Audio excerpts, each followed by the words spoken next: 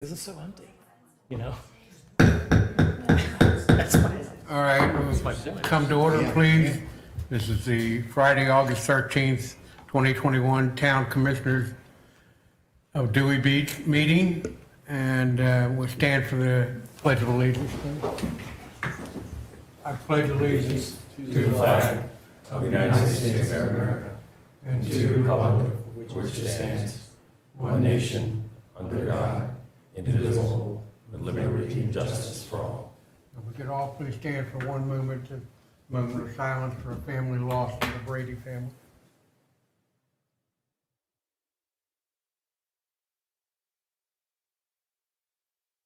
Thank you very much. Everybody be seated.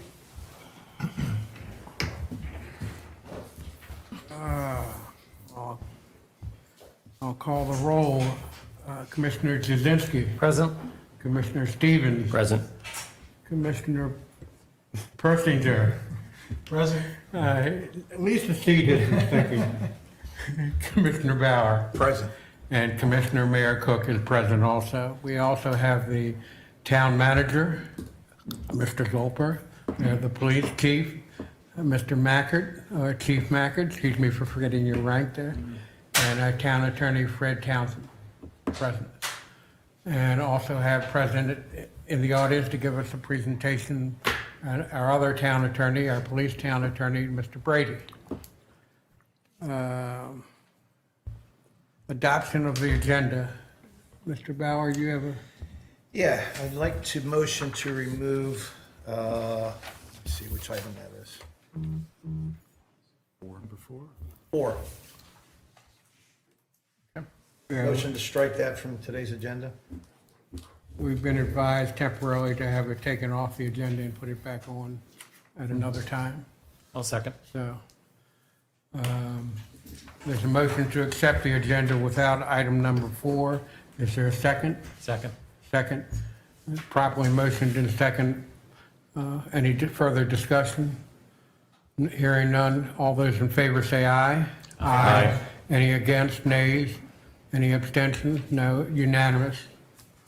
Okay, we'll go right to updates and announcements.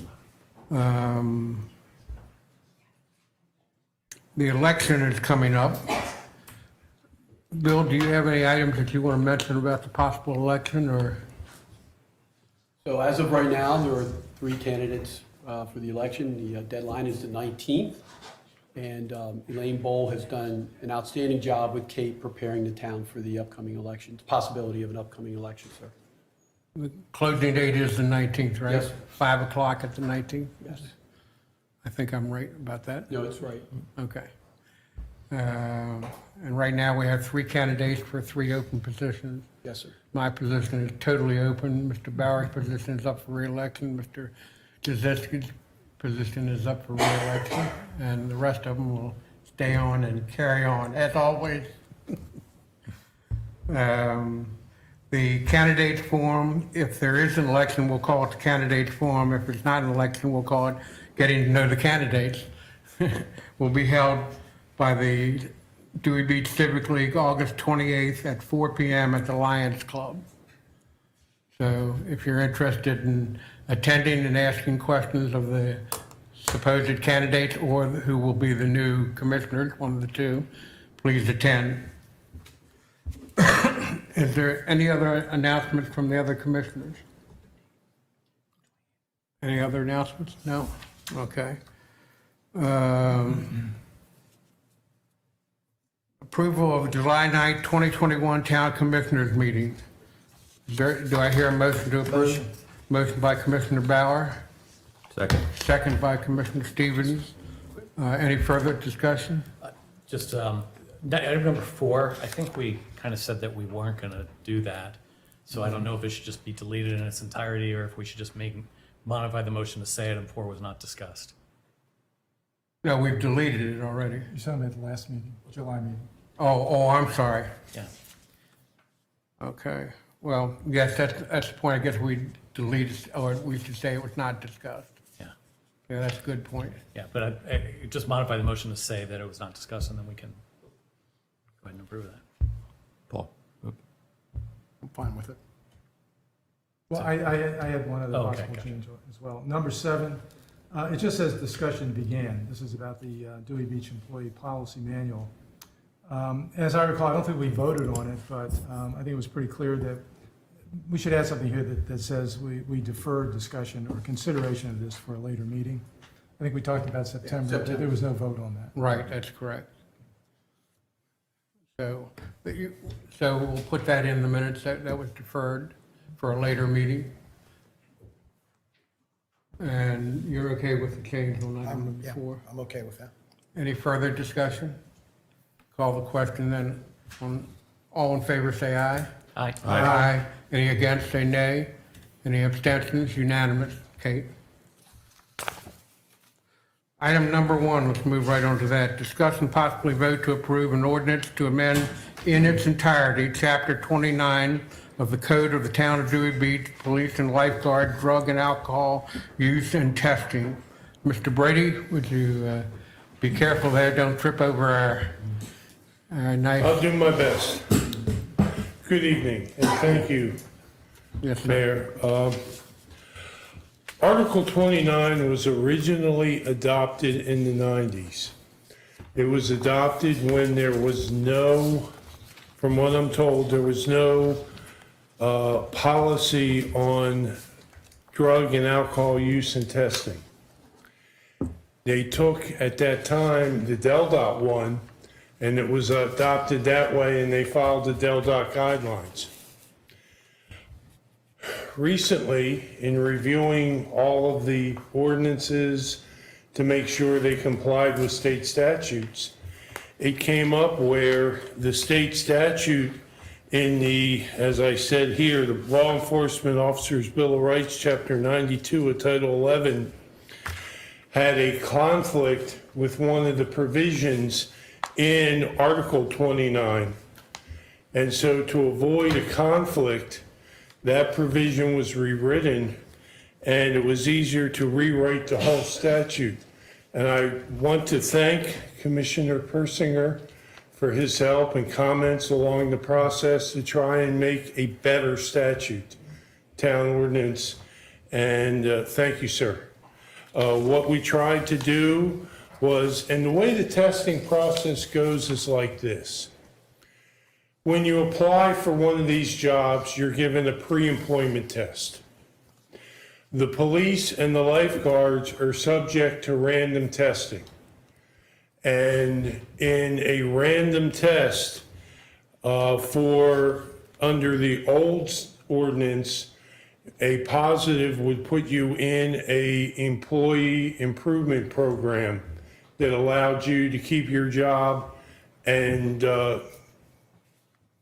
pass the requirements to stay employed.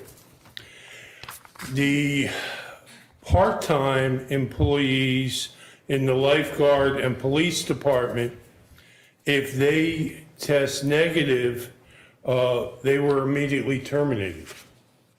And this was, when we looked, there's only really one full-time lifeguard, which is the town head lifeguard. And there is, I believe it's now up to 9 chief, full-time police officers, 10. And what we needed to try and do was comply with the Police Officer Bill of Rights, which put out a process for if there is a positive test for a police officer. And that was the background for rewriting this. And are there any questions by any of the commissioners? Well, let's first go to Commissioner Persinger. You helped change some of the items on it, so see if you have any questions or anything you wanted to say about it. No, I mean, I think, Mr. Brady seemed happy with the changes that I was trying to make, and, I think it's a much better set of provisions here with respect to drug and alcohol testing than we had before. My assumption, I'm sure that they knew what they were testing for already, and, the reality didn't seem to match up with the language that we have, and I think we have a much better set of provisions now. Are there any other statements, questions, or whatever that the other commissioners, Mr. Stevens? Yeah, I had a quick question. And that is, when I read through it, by the way, very well written, and obviously it's going to be important to put this in place. And it was, what happens if, from a mechanic's perspective, if the third occurrence is 2 years and a day? And that's what I It was. goes back to the beginning. So the second We occurrence had- doesn't become the first? No, what we had to do was all this we looked at, that we had to put a break line in. And if you stay clean for 2 years after a previous occurrence, then you recycle. And it starts over. Am I encouraging employees to violate 2 years and 2 days? No. Am I dealing with that? I can't make it a lifetime ban. I mean, that would be, as I read it, a violation. If it was taken to court, we would probably lose.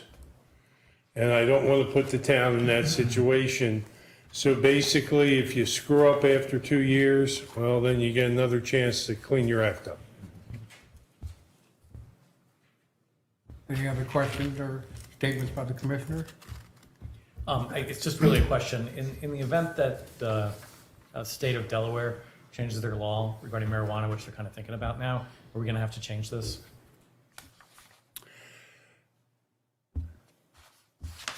I tried to anticipate that and put in there, if the state of Delaware changes its law on marijuana, they would also have to change it under the Police Officer Bill of Rights. And if we have to tweak it based on a possible change in the future, we'll look at it at that point. I needed to do something that would be effective when this was adopted under the current state of the law. And if we have to come back and tweak it, if the law changes, we tweak it. We've had to do that a couple times recently when they made the underage possession a civil offense, and when they made some of the other things civil offenses, like the seatbelt violation. Mr. Brady, I'm hoping it's not full employment for town police attorneys law, but, things happen. it would still be just like the driving regulations. If you're under the influence when you're attempting to drive, whether it's legal or not, if you're under the influence, it's improper or illegal to drive, correct? Correct. So if they came to work under the influence, whether it's a legal drug or not, if they're under the influence of some form of narcotic or marijuana, That's going to be a whatever. problem. Yeah. You're absolutely correct, Mayor. Any other questions from commissioners? Any questions from, or statements from the police chief or the town manager or the town attorney? I assume that you all are happy with what's written? Yes. Yeah, there was a lot of work that went into it. and Thank you. Yeah, I appreciate it. Okay, I'll take anybody, Mr. Persinger? I move that we adopt the ordinance to amend in its entirety Chapter 29 of the Code of the Town of Dewey Beach, Police and Lifeguard, Drug and Alcohol Use and Testing. Second by Mr. Bauer. Properly motioned and second. Any further discussion? Hearing none, I'll call the question. All in favor, say aye. Aye.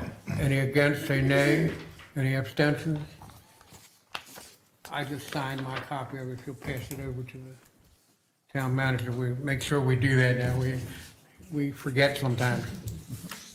We'll move on to item number 2. Mr. Brady, thank you very much. We appreciate Take it. care and stay safe. Thank you. Best wishes to you and your family. Thank you. Item number 2, discuss and possibly vote to approve application for the November 26th through 28, 2021 annual Dewey Sip and Shop event submitted by Leah Beach on behalf of the Developing Artists Collaboration. We'll do that one first. We're going to have a presentation, I guess. It'll be short. I That's promise. fine. Thank you so much for having me today. And Bill, I can't thank you enough for all of your support and help through this whole process, but just very quickly wanted to kind of give you guys a little overview on what we're planning before we move forward. So our mission with the Developing Artists Collaboration is to support the careers of artists with resources, creation space, peer connection, and innovative presentation opportunities. Our organization has actually has had over 100 successful creative events in this area, and we really feel that Dewey Sip and Shop is our biggest and best event that we do, and we are so proud of this event. Well before I started DAC back in 2015, I approached Monty about having a holiday shopping event in the parking lot of the Starboard on Black Friday weekend with a few friends. What started as a small event with 18 vendors has grown into a professional caliber vendor event featuring over 75 artists drawing thousands of shoppers that has become a family ritual for many locals and tourists for holiday shopping. For those of you who have not been to Sip and Shop, though I know many of you guys have, this event features all local artists and handmade local businesses, plus an atmosphere that incorporates family fun activities, plus live music and sampling of craft beer. In 2020, we moved Sip and Shop to the Forgotten Mile so we could accommodate a larger tent. Delaware Public Health recognizes Dewey Sip and Shop as a standard for excellence for running a public event during a pandemic.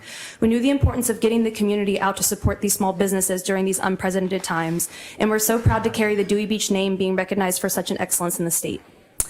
This year, after discussions with Monty, we discovered we outgrew our setup at the Starboard, and having a larger tent like last year would make this event even bigger and better.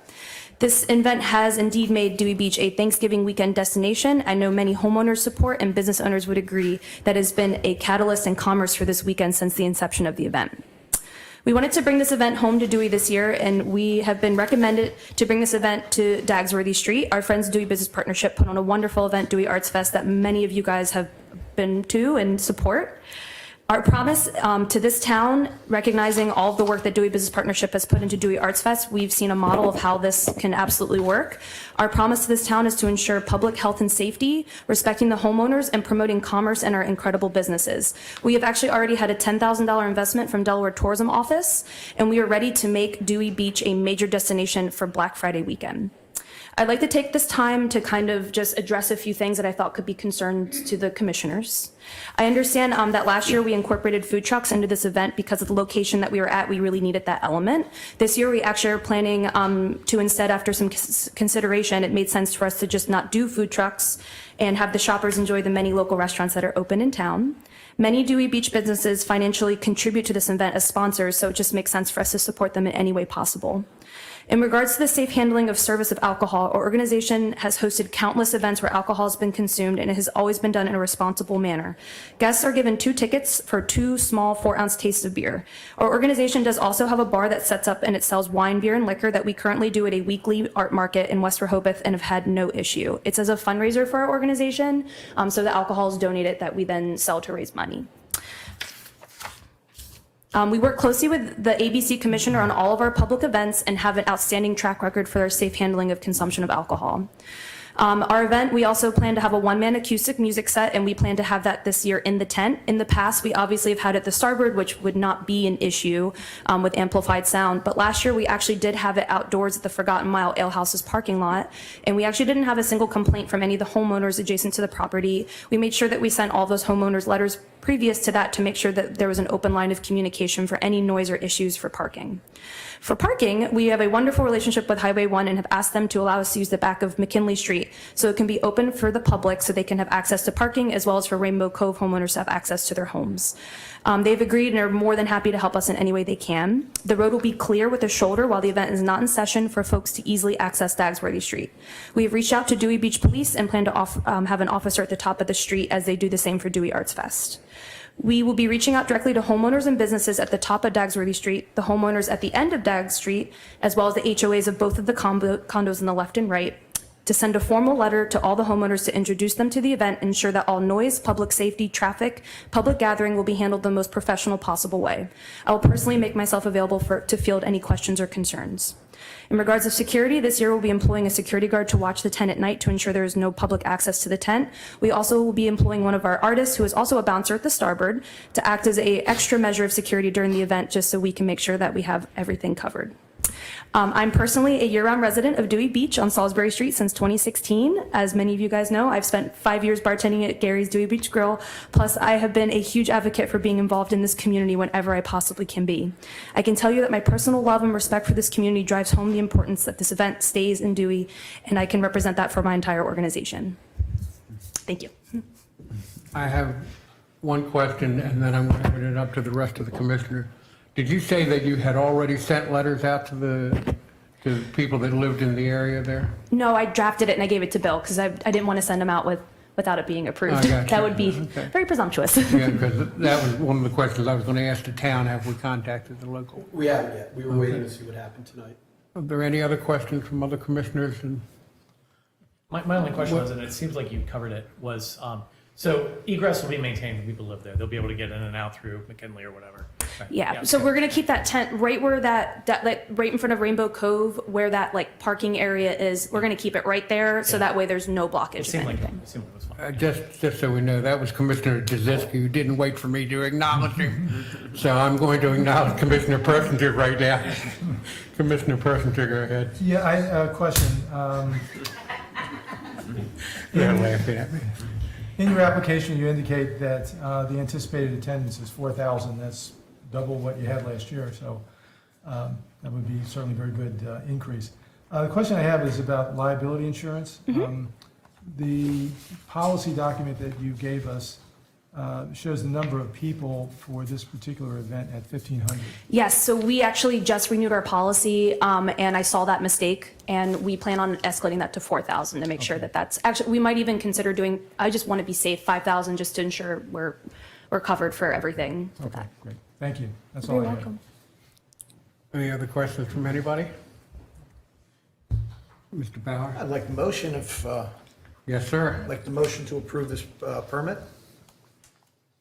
Second? And properly motioned in second. Is there any comments, Commissioner Persinger? Well, the application also indicates that there's a fee associated with the event. And I think the applicant is also asking the town for a contribution. And I don't think we have talked about either of those issues. The fee, I think, would largely be based on the police time that would be required. So can anybody from the town comment on that? So the police fee would be $50 an hour for the event on each day that they need a police officer out there. And the town has donated $500 towards this event. Part of that, we feel, Commissioner Persinger, working with Sip and Shop will be to help grade out the actual service. And we did that when we worked with the art festival down there in the spring. It costs about $700 to bring either the millings or the crush and run in there to put it across the parking lot to even it out on Dagsworthy Street. Okay. But there will be a fee that they're paying to support the cost of the police? There will be a fee of $50 an hour. Oh, okay. That's all I had. Thank you. Any other questions? Any other questions, any other statements you all would like to make about this event? All right, I'll call the question, then all in favor say aye. Aye. Any against, say nay. Any abstentions, unanimous. Thank you very much. I hope it works out very well for you and for Hope the to see all of you town. there. Thank you. We'll be there. The next item is discuss and possibly vote to approve the application for the September 18th, 2021 end-of-season party event submitted by the Dewey Business Partnership. Is there a presentation for that? There is a briefing.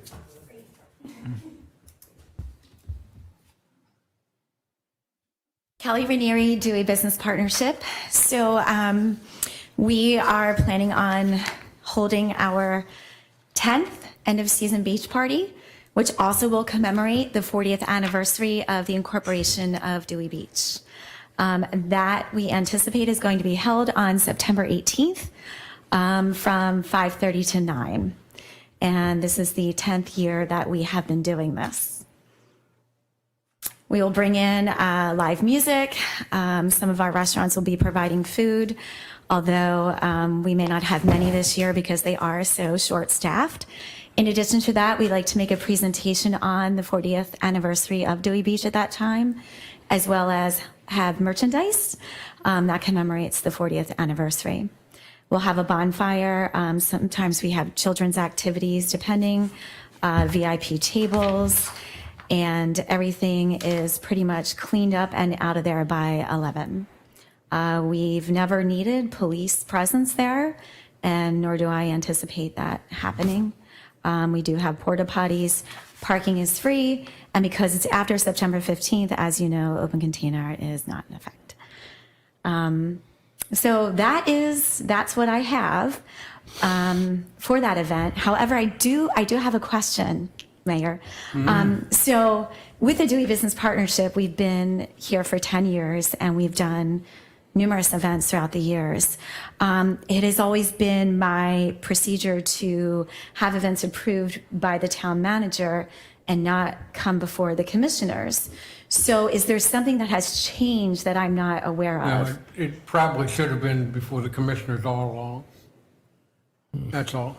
Okay, so I understand that. So is there going to be some kind of something that is going to be made public that's put in place so that people who do work with the town planning events like the races and things like that, we plan things a year ahead of time so that we can get them out in the Chamber of Commerce and also to our hotels, could people book in advance? So is there going to be some kind of deadline now that we'll need to do, or? Well, you're definitely going to have to come before the commissioners for almost all special events. But we tend to do the races more as a group when we get Right. in the earlier part of the year, and it's approved throughout the year, and the races are handled by the town manager and the police chief. Okay. But special events that are going to be larger than that are going to either take up a street or take up the beach, need to have commissioner approval. Okay, so. And if there's any, we'll be talking with our town manager if there's any need to change it or to change notification to the people who have the events, she'll do that. Okay, sure. All right. I'm happy to do that. So help me out then with understanding. So we have our Sea Witch event, which is coming up, and also, the tree lighting and things like that. Are those types of things something that needs to come before commissioners? Definitely. Anything that takes up a length of time on the street or will interfere with the traffic or on the beach, we should come. Your default mode should be come talk to the town manager and see whether it needs approval before the commissioners or not. Okay, all right. So I would go to the town manager first, and then Yeah. we'll decide if it needs to go Yeah. in front of And commissioners. then he'll bring it before the commissioners, or he'll bring you before the commissioners. Okay. And ask you to give a presentation. for it. Okay, thank you so much for that clarification. Yep. We probably should have done it all along. It's just something that needs to be corrected, that's all. Okay, well, you're going to be seeing a lot of me. So, Well, that's a Hope good you're all thing. prepared. That's a good thing, believe me. But the commissioners need to be kept informed, so. Right.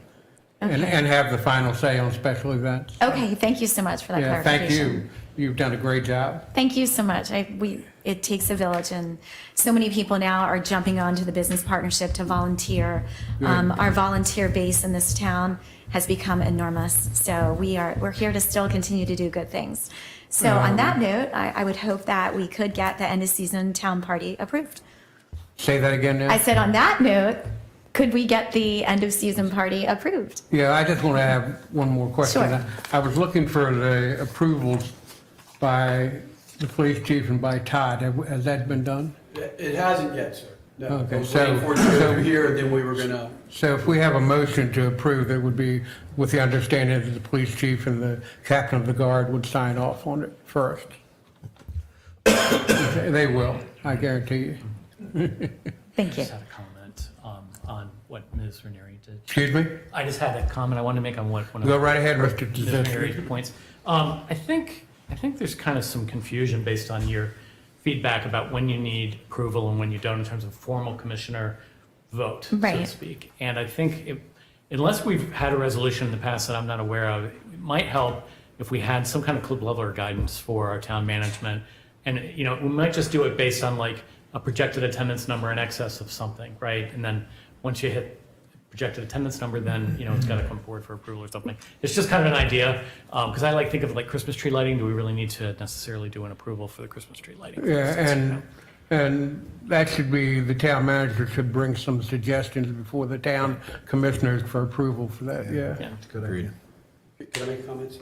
Sure. So, learning experience for me, the Easter egg hunt and some of the other things. I went ahead and signed off on a lot of things, not knowing that it needed to be approved by the commissioners.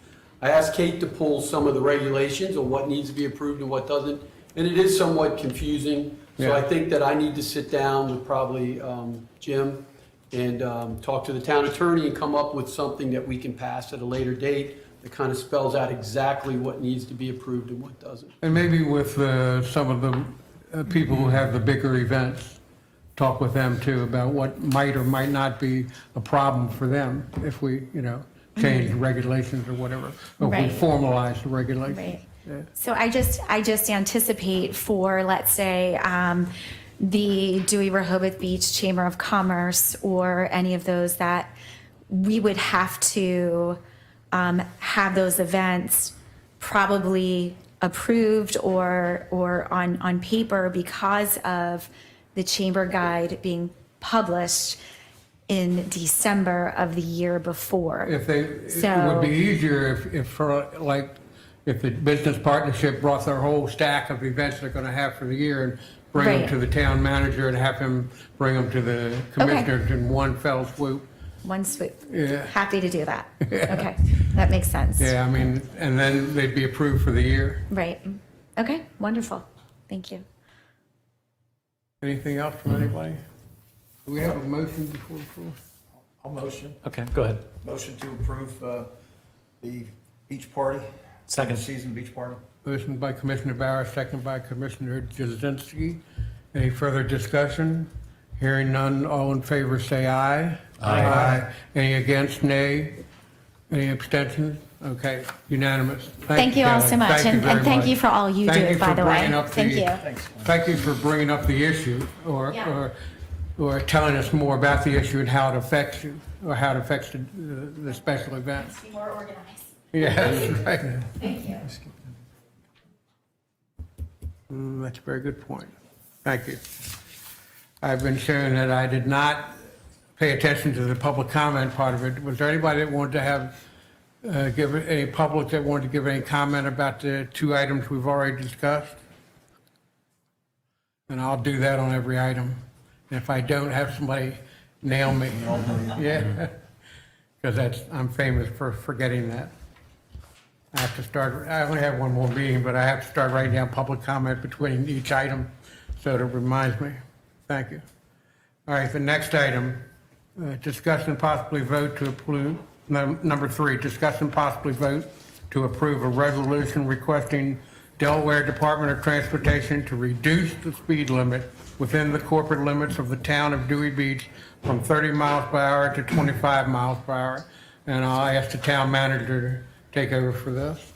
Thank you, Mr. Mayor. As part of our continuing safety project for along Route 1 in the corporate limits of Dewey Beach and working with DelDOT, there's a number of different things DelDOT has suggested, and working with the police chief that we've come back to DelDOT, and one of them that DelDOT advised was lowering the speed down to 25 miles an hour. We thought about doing it between Memorial Day and Labor Day, and we thought that might cause some confusion to our drivers coming through.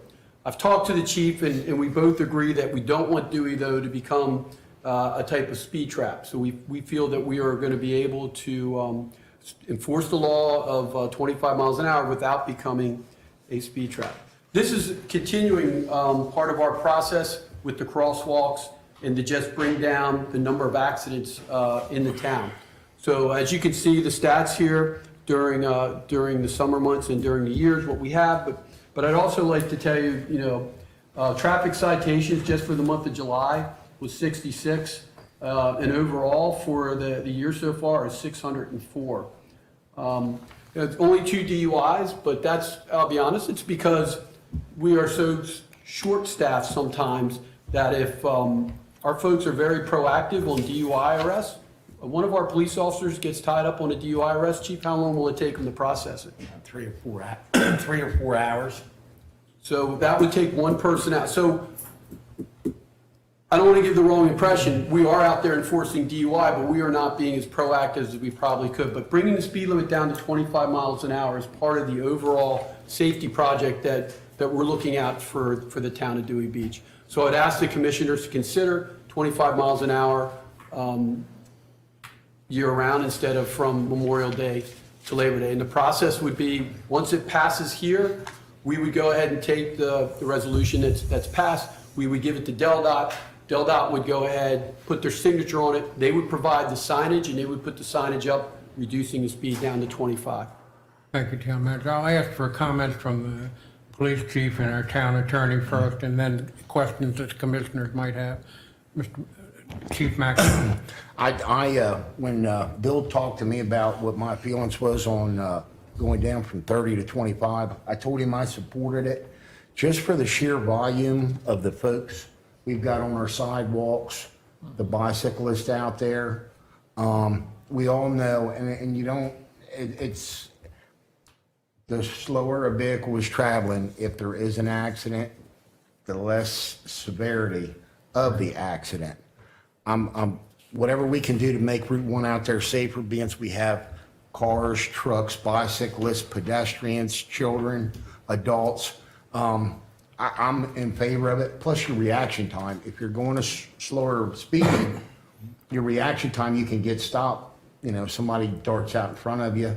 I'm totally in favor of reducing it down for that, not for to see how much tickets we can get, but for the safety aspect. Plus, if somebody's going, you know, we've had people that's had a medical emergency while they've been operating a motor vehicle at a 25-mile-an-hour speed. You know, there's a good chance that curb would catch that vehicle from them going up on the sidewalk and going in. So those are my reasonings for supporting reducing it down to 25 versus 30. I mean, 5-mile-an-hour speed will make a difference, you know, on the severity of an accident. And I don't want to see any of our folks, you know, injured out there on the highway. So I think, you know, the PD is fully supportive of going down to 25 mile an hour. Thank you. Mr. Townsend? Not much to say from me, other than I want to thank the town manager for identifying the means by which you would lower the speed limit. If someone had asked me how to go about doing that, I certainly wouldn't have known off the top of my head. So the legal work was done for the town by somebody other than me, and I think the resolution is well done. I don't have any comments on the merits of it. I think that's your territory, but I certainly understand where the motivation to examine this is coming from. Thank you. Any questions, Mr. Jazinski? It was really just for Chief Mackard. Is Public Safety's recommendation to do this the year-round or the seasonal version? At first, I was, you know, definitely in the summertime, but we still have folks out walking their dogs, you know, 5 mile an hour. I think I'm in favor of going year round just to make it consistent too. You know, that one day it's up, you know, at the end of the season, but yet it's down. I think for most towns throughout Delaware, you know, through a commercial area like that, it's 25 mile an hour. So we'd just be consistent. Okay. Okay. Mr. Pressinger? Yeah, I think this is absolutely a good idea, and to do it year-round. I can remember in 2019, I guess that was the last time we had trick-or-treating here in town. We had parents and children spilling out into the streets. It was an amazing event. I mean, the businesses were all very cooperative and participating very well, and you know, everybody enjoyed it. But you know, having cars going at 25 rather than 30, I think is certainly a good idea during, you know, particularly during a time like that. The question I have is, and this is not really a big issue, does the town have any policy on giving warning tickets? Let's say, you know, is it possible to have some sort of a policy for a short term where you might warn people rather, when the speed limit first changes, you might give out more warning tickets rather than actually citing them for speed? Yes, we normally, when a regulatory sign goes up, like a new stop sign goes up, there's a period of like 10 to 15 days where there will be warnings or, you know, just interacting with the driver, making them aware, hey, there's a new, you know, control device here, and to be more alert while they're operating. We wouldn't go out there, you know, like I said, and immediately start enforcing that 25 mile an hour. And me and Bill talked. We may reach out to DelDOT and ask for some signs, some portable signs during that initial period when, if they do, you know, you folks approve going down to 25, to letting our motorists know, especially the folks that live and work in the area that travel through here daily, that there's been a reduction in the speed limit.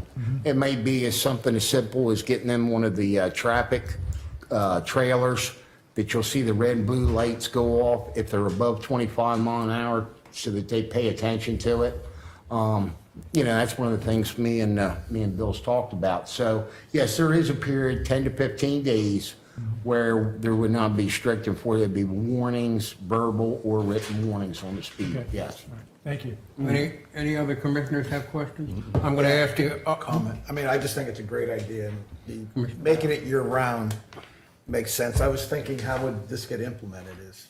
You know, are you gonna go down, in on Labor Day and change it, you know, at midnight on Labor Day the 3rd? You're like, pretty sure Del Dot's not showing up on Monday doing that, so. Keep, making it consistent. I like the idea of the portable alert signs to, you know, this has been an education process. I mean, there's just more people on the road and more types of vehicles. I mean, skateboards all over the place. And Right, just like the pedestrians, the yellow lights, when they still not implemented them, big education, big media push to let folks know what's taking place and to be alert. I like what Bill's done this year by, and I've heard it from my staff out on the road, working the road, the pedestrian signs in the median strip, along with the combination flashing beacons. I've seen more people this summer actually stopping or slowing down for the pedestrians going across the highway. It is having an impact, I think. It is working. So, I mean, anything we can do to make Route 1 safer out here, given the volume of people that we've got using Route 1 out there, be it the sidewalk, the shoulder, or the travel lanes, I'm totally in favor of. Now, I think we've been fortunate this year, and this is another proactive step to make it better. agreed. Before I go to public comment, Mr. Townsend, do we need to read the entire resolution into the, no? You do not. You can read it by title only, or I think you can just refer to it. We're discussing possible resolution version 2, year-round change of speed limit. I'll read the now therefore, how about that? Now therefore be it resolved by the mayor and council of the town of Dewey Beach respectfully request that Del Dot Department of Transportation reduce the speed limit along Route 1 highway corridor within the corporate limits of the town of Dewey Beach to 25 miles per hour. And that would be year-round, so. Is there any public comment? Yes, ma'am, come up and give your name and where you're from and your comment. Thank you, Mr. Mayor. I'm Elizabeth Gibbings, and I am a Dewey part-time resident. I love this idea. I'm asking that there not just be the warning signs when it gets implemented, but there be a permanent sign saying speed decreasing ahead or something like that. So it doesn't just come up on you that it's 25, but it says ahead it's going to be 25. I know that on other roads in Delaware, when it drops from 55 to 35, it helps to really have that warning. So if we could do that, I would Well, appreciate they have that. them now south and north of Dewey for the present speed limit. And they'll just change the flashing signs for Say that. dropping too. Yeah, thank you. Good idea. Any other public comment? Thank you for reminding me. Well, then I'll call the question. I'd like to make a motion. Oh, I'm sorry, I didn't Got a realize motion on. we had. Go right ahead, Mr. Stevens. I'd like to make a motion to adopt the speed limit ordinance to version 2 for year-round. All right, is there a second? Second. Second by Commissioner Bauer, put forth by Commissioner Stevens. Any further questions, any further discussion? No, hearing none, I'll call the question. All in favor, say, oh, Mr. Dedes? I believe it's a resolution. Not an ordinance. That's correct, it's a resolution, Resolution, correct. yeah. And all in favor, say aye. Aye. Any against, say nay. Any abstentions? Unanimous, Kate. And if you'll pass that over to the town manager for me. The next question, which was next item, which was item 5, is now item 4. Discussed and draft ordinance to amend Chapter 185 Utilities Code of the Town of Dewey Beach, Delaware, by adding thereto a new section relating to the regulation of wireless facilities. And I'm going to go to our town manager first and then Jim Dedes. Sir, as we continue to work with CTC, since our last meeting in July, we've had 2 phone conferences with them, reference drafting these ordinances. On the phone, myself, Dawn Hinks, our building official, and Assistant Town Manager Jim Dedes. And on the other end, there were several people from CTC, including somebody from their law side of looking at the ordinances. Assistant Town Manager Jim Dedes has spent a lot of time going back and forth with them on this. So at this time, I would ask that if there are any questions about this or a presentation on it, that I turn it over to the Assistant Town Manager. To Mr. Dedes. Yes. Mr. Dedes, would you like to come up and make a statement at first?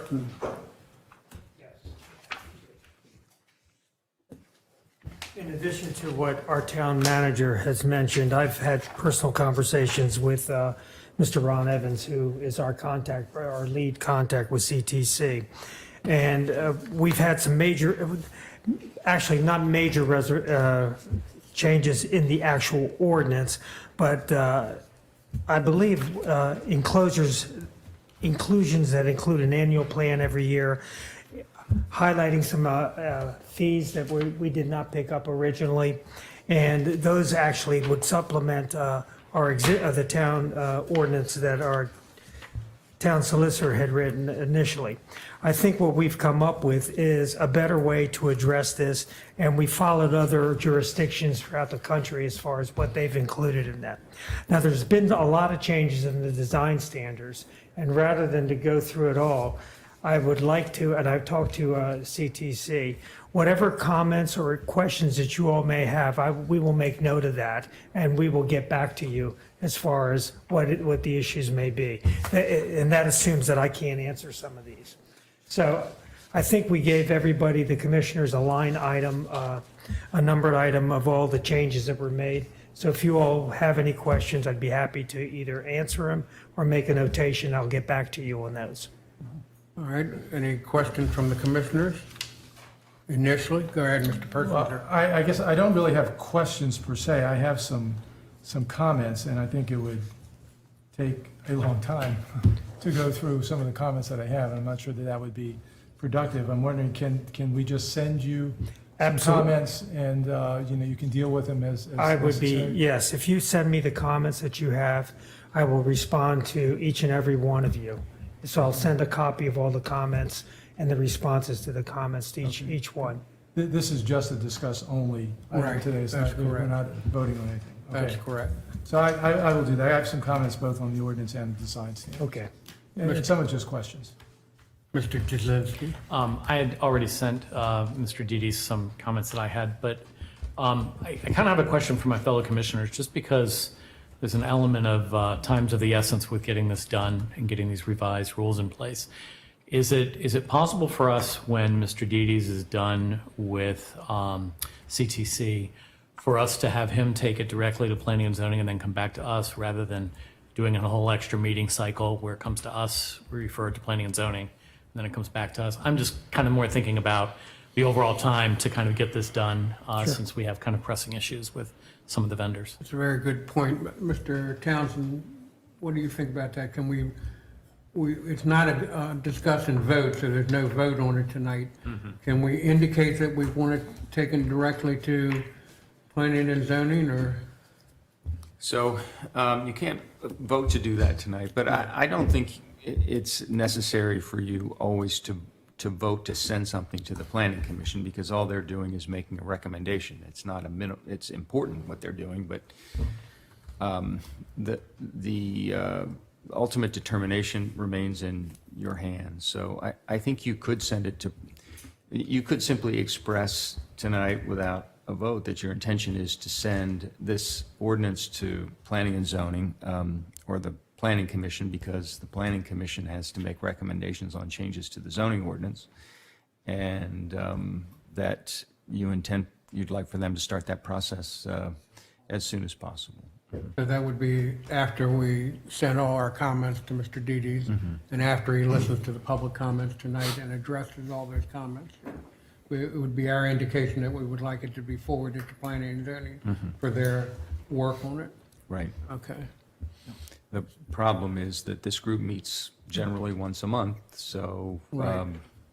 it's being indicated that if it took a month to straighten that out, it might take two months plus another That's correct. 2 weeks to get any progress made. I wouldn't mind having an interim meeting to get it moving faster, but. We probably don't have to have that. So Can I ask the town solicitor a question? I recall when the original ordinance was drafted, we had not passed it, there was a clause, I guess, in the legislature that this would go into effect, or that we could include that. You had mentioned something to that effect. Am I misinterpreting? Well, it's more than just a clause. It's that you're proceeding by resolution, which takes, you have to proceed by resolution, which requires a notice and a public hearing and adoption of a resolution. gotcha. It's not, I in order to understand. make it retroactive.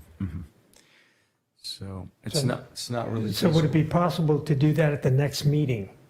Do what? To do that as a resolution to an ordinance, and then send it to the planning commission? We can talk about that. Okay, all right, Depending thank on you. the nature of the changes, right. it may or may not be necessary for you to go to that step. Okay, thank you. is there any other questions or? Not to comment, I mean, I'd like the document here, it has all the different, where it's all numbered. You can see, you know, I it's easier thought I to talk sent it about it that way. to, I believe I sent it to everybody. Yeah. No, yeah, that's what I'm looking at now. But no, I think it's very well put together. I mean, we obviously need to tighten up our standards. Yes. I like the stealth, look of it. If we're gonna have polls, at least make them look as best that they possibly can and have it all self-contained and without wires hanging off of it. So, I think we're on the right track as far as tightening these things up, and there's other things going on as well to, hopefully get this thing to a quick resolution sometime in our lifetime. Thank you, Commissioner Bauer. Thank you. Town manager? I just want to make two comments about CTC and what Jim and I and Dawn have been doing.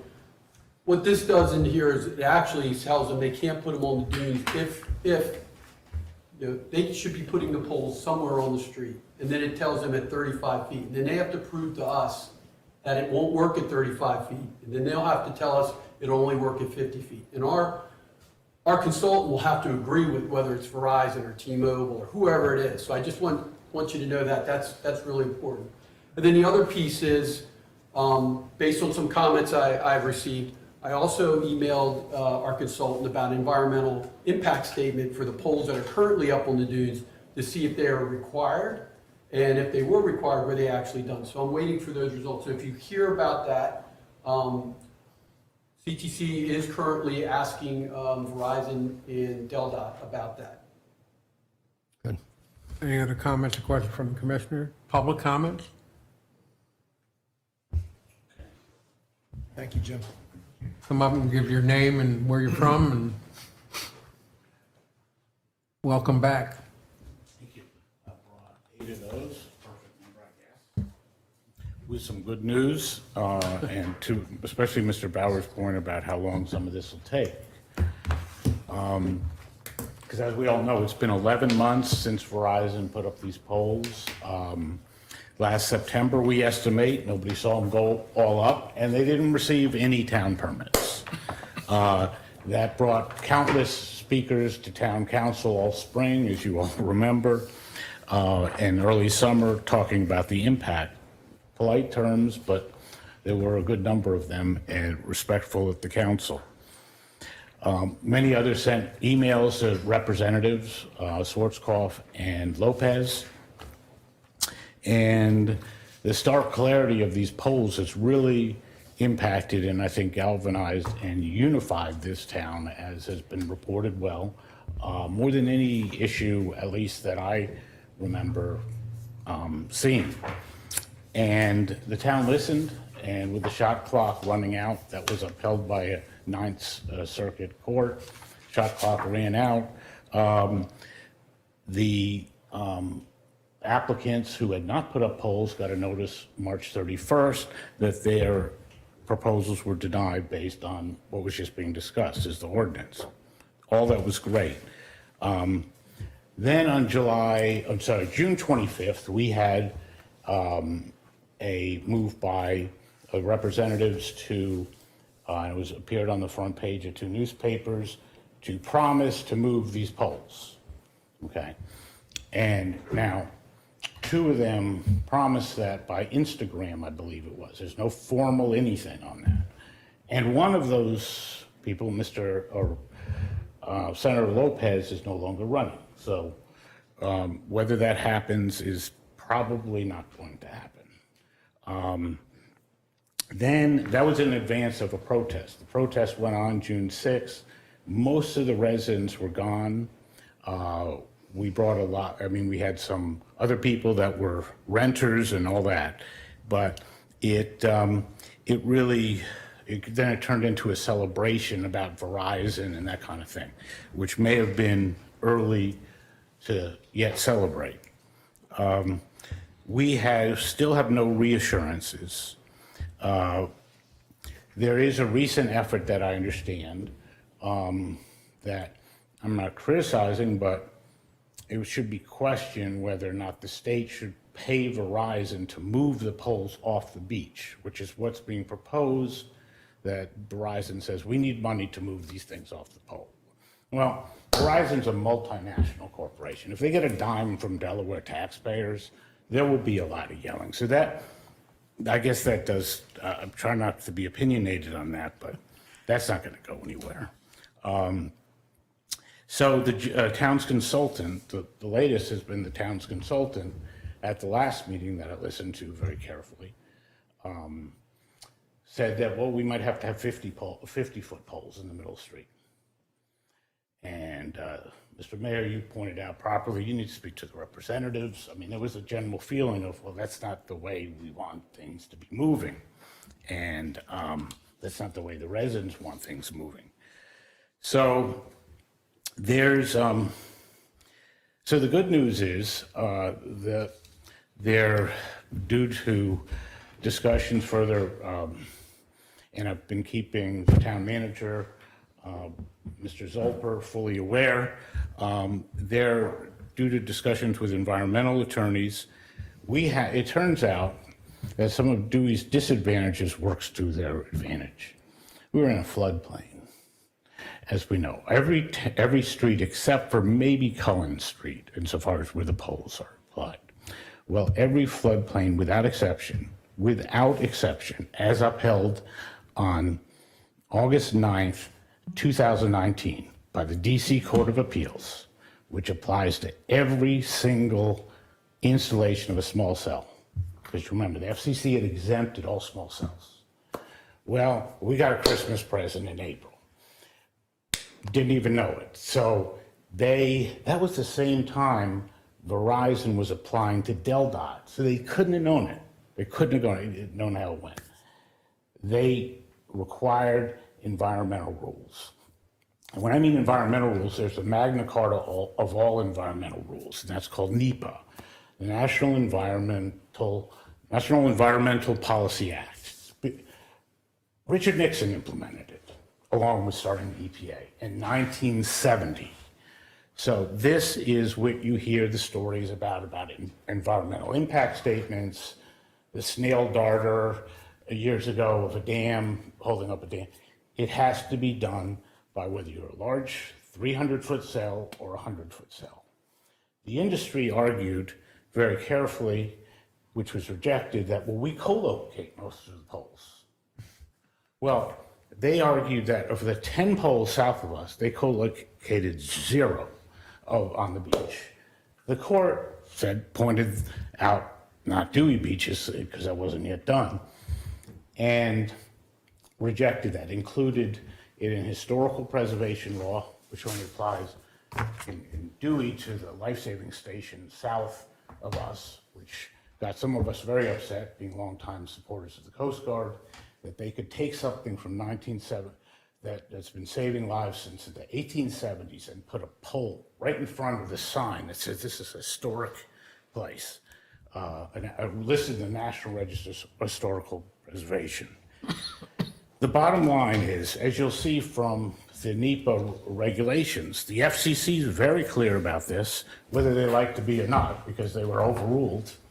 The FCC was told you have to do these things. The environmental groups and the tribes sued them. That case was decided the exact day that actually there was some wiring going up on Route 1 down south of Dewey Beach from Delmarva Power to some of the to-be installed sill paths. So that was the FCC, the town can do and should, absolutely needs to do. Mr. Smith, hold up 1 minute. Yes. I'm letting Mr. Smith go on a little bit longer because this is very important, and I think that you all need to hear what he's done and has to say. So, Mr. Smith, it's been about 5 minutes already. How about? I'm sorry, yes. No, I know. I'm that's trying all to get right. How through. about another 3 to 5 minutes? Okay, and I'm trying to keep opinion out of it, therefore it's more of a presentation so that nobody wants to hear 5 minutes of my opinion or even a minute of it. So the constructed poles are all in the floodplain here in Dewey Beach, with the exception maybe of the Cullen Street. And I haven't zoomed in. NEPA Assist is actually an EPA site that is tremendous. It will tell you of overlays of all the different migratory birds, regulation, all that kind of stuff. It was set up for businesses and the public. So we have, so the first reason that these poles of Verizon need to be evicted is NEPA. The second reason is the state law mandates co-location. We know, Mr. Mayor, you discussed with Mr. Schwarzkopf and relayed that at an early meeting about how these were supposed to be co-located. That's exactly the truth. The Wireless Industry Association specifies that wireless co-location is the norm, is the standard. Again, they've done it 0 out of 10 times here. All right, so there is, Delmarva poles exist, and Mr. Dedes and I were trying to discuss this since we both bike down there. They're about 300 or 500 feet apart. Those huge Delmarva power poles. Well, we thought that's about a tenth of a mile, so that'd be about 500 feet. All right. Each small cell, by the way, goes 1,000 feet, which is itself another issue. In time, I'm not going to discuss that today, but that's something that really affects us. 1,000 feet means 5 every mile, which is how many they put in Dewey. It also means if you're going 55 miles per hour, you're out of it in 8 seconds. So the state law requires co-location. Number 3, the poles' visual impact are in fact relevant. The one after this DC court, the states went to the 9th Circuit, which is the West Coast, Portland, it was a Portland case against the FCC, to sue the FCC and lost.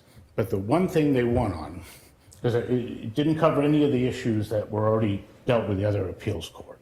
The other issues that they dealt with were fees, which they mandated that low $100 fee. Again, Verizon put in all those poles on the beach for a total of $500.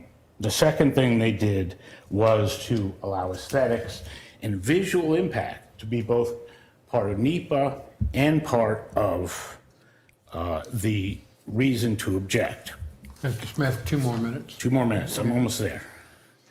If I can find my 4 and 5, there we go.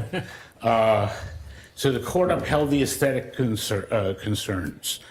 Dewey didn't have a say over those aesthetic concerns anyway, because we didn't permit it. They just went in. Delmarva poles are along Dewey.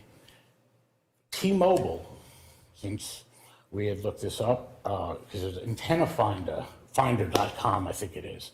You can figure out what's on what poles. Well, there's one down there at the Indian Inlet, and it has T-Mobile on their pole, co-locating, and they cover the whole state park without a single pole. So those those tall, I don't know what they are, 300 feet tall poles can work. Number 4 is the controversial one because this issue has to be dealt with right, is radiation. But we have a pole on New Orleans Street, 11 feet from one of our residents' bedrooms. I don't know why he doesn't, be more upset about it. All right, the final part was brought up by the council and the town solicitor, and I've been pushing it. I get it, the DOT gives out all the money. But if these are off the right of way, as was defined by that discussion, they need to be moved. They need to be evicted. If they're not, then, what kind of lawlessness does the town allow? For what reason? Because they're big? Because we don't want to irritate DelDOT or Verizon? Those aren't legitimate reasons, I think, to explain to our residents. So in conclusion, it was a favorite that usually gets applause. In conclusion, that DelDOT needs to be given. We need to consider evicting Verizon immediately, not to wait until next year when the law is supposedly going to change by Representative Schwarzkopf. It's not going to happen. I worked in Congress for 26 years. I know how long things take. It takes much less in this state. We're not going to get funding. Let's give them an eviction notice. They have no basis to come back at us, and the PR would be pretty bad if they did. Thank you all. Thank you, sir. Thank you very much. Thank you. Commissioners, how do you want to proceed on this in general? This is just a discussion item. Do you care to discuss any more? You want to deal with, forward all your comments to Mr. Dedes? I think that's the best way to go. Okay. Yeah. Forward comments over, and then let's get that process moving as quick as possible. Is there anybody else in the public that wants to make any other comments before I move on to another item then? Then we'll, Mr. Perkins. My question is, should we set a time frame for getting comments to Mr. Dedes? I mean, I think time is of the essence. We've said that already. I was thinking less than that, yeah. Yeah, I was thinking a week myself. Yeah. I was thinking 10 minutes, I was just gonna.